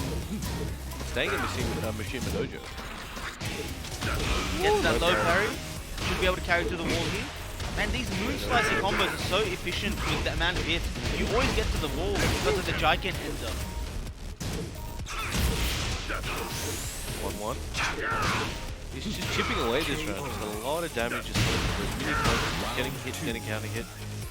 He's still making use of that crouch jab even after the changes to it. Because a counter hit down 1 into the 4-3 is still a combo on counter hit. He has that 1 bar. How will he make use of it? Anakin, once again, playing very aggressively. 10 seconds in the round, already pushed him to the wall and down to about 50% life. Sidesteps into the bar usage from the 2-4-1. Not going to get at... He's never gonna, mind. No, this is definitely going to get to the wall. Look at this damage. Double Rebuken. Oh, and the down forward 1 And to the close down it out. forward 1. God damn, that must feel like he could have got a drink or a sandwich or a bag of chips in that time. That was ages for a lot of damage. Bit late on that one before the Rebuken. Catches the mid. Jackhammer whips. Okay, maybe Aiken's lost. Anakin's lost a bit of his composure right now. Honestly, Knee is just so sharp on these whiff punishes. He's standing 2 into the, the meter cancel. It's done so much work for him in this set, and it's always on moves like back 2 and forward 1. Knee up 3-2 now over Anakin. That's a big deal. We're going to what could potentially be the last game. This score is pretty good already. 2-3. That's a pretty strong result so far. Because of the score as it is now, I don't know if Knee will change if he loses this one. Maybe. The Geese is working out, but it's very, very hard to say. I guess it depends how this game goes. Maybe if Knee gets blown out really hard, 3-0, maybe he'll decide, okay, maybe that's enough for Geese. But I'll have to see how that goes. Oh my god, the 50-50s are coming in. Nice. He's still stepping that jackhammer, but this time Anakin realigns so that it tracks him. Knee already in rage. I feel like a lot of the rounds start off really in Anakin's favor because he plays aggressively, gets a lot of chip lows, chip pokes, pushes him to the wall, and then when it slows down, Knee kind of brings it back. Yeah. See, right now he has rage. He needs 1 touch and he can take it. Goes for the power crush, but Anakin not having any of that. The thing is, I'm very sure he missed input parry there. And if he did, that would have been the round. Because you don't just do raw power crush like that with Geese. Oh, didn't want to risk punishing that one. Could have been pretty bad for him. Steps around the side step 1. This is going to be big damage. It might be enough to kill. It will be if he doesn't drop this. Oh my. And the grounded hit on the Rebuken. Anakin could have teched that, but very, very difficult situation to be in. That's not going to happen very often anyway. Knee chipping away at him. This time he is the aggressor at the start of the round. Gets that counter hit. Down 4. Does have the meter. Decides to end the combo early. Maybe for Oki. Anakin in rage. Has the wall to his right side. Making it much harder to step Jack's tool. Commits to the Rebuken. No punish there by Anakin. Oh, look at him go. Corner him back at the this wall. could Can be he the close it comeback that out? he needs. Oh, that was sick. The counter hit down back 1 with rage was just enough damage to take it. Anakin brings it back. If he could take the next round, he's evening up the score at 3-3 and they'll go to the final game. And there's that blue spark again. So consistent. Knee built up those 2 bars. This could be a ton of damage. Doesn't drop the combo. Might be able to carry here to the wall. Still has 1 bar to work with. Oh no, this is going to hurt a lot. Single Rebuken for the Oki. What's he going to do with that? He Still has that 1 bar. Is he going to use it? Is he going to make use of it? And he won't need to. The down 2. This could be Anakin's tournament life right now, or this could go to a final game. We're about to find out. Set point for Knee, ladies and gentlemen. Knee still on that 1 Oh bar. my god. The hardest of reads. Dash down for 2 by Anakin. Carries to the wall. Oh my god. What is this conversion He here? tried, Goes he for the tried. blue spark. That was sick. Not the right axis though, but definitely got a lot of damage and a lot of style points from Knee on 2 bars once again. This is really scary for Anakin. He put himself waiting. behind the wall. Knee pushing him towards the corner. Still has those 2 bars. Looking for a Chipping. whip. Oh! One more of hit. He blocks. Is Knee gonna bring this one back? Oh, this might be it. This might be it. Oh, he drops the combo! Oh, there's no break! Oh my god. Everybody dropping everything. I don't know. Sorry, folks. Just give me a second. Oh, jeez. He dropped the game-winning combo. Wanted to do the forward one, went into the Reppuken by mistake, was given a second chance on that throw. No break by Anakin, and Knee takes it over Anakin. That was literally the first grab that went through. That after, I can't even count how many 1+2 attempts came from Geese. There was at least 40, maybe. That was ridiculous. And the last one hit. That's the thing. You can keep trying. People are like, why do you keep trying to grab? It's going to work one day. No. That's evidence. In the clutch, you'll forget. And it'll happen. Oh, my God. I think Anakin just had his hand on another button and he just was not ready for that. Damn. Regardless, Knee with the Geese pick, taking it over Anakin 4-2. Excellent work there. Moving That was on amazing. into our top 4 tomorrow. And that is it for today, ladies and gentlemen. USA eliminated from the tournament, unfortunately. We got Korea in the top 4. Let's see who our top 4 is. So we've got Korea. We've got... who else have we got in top 4?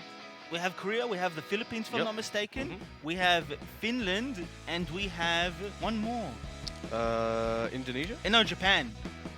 Oh, right, yeah, Yes, sorry, and yeah, my Japan. bad. So Yeah, that yeah. is your top 4 So for Japan. tomorrow. All right. We will be back tomorrow for day 3. That is it for day 2. Thank you for tuning in. And we'll see you guys next time. tomorrow Thanks for joining for us. more Tekken 7 action here at IeSF 2019. See you tomorrow.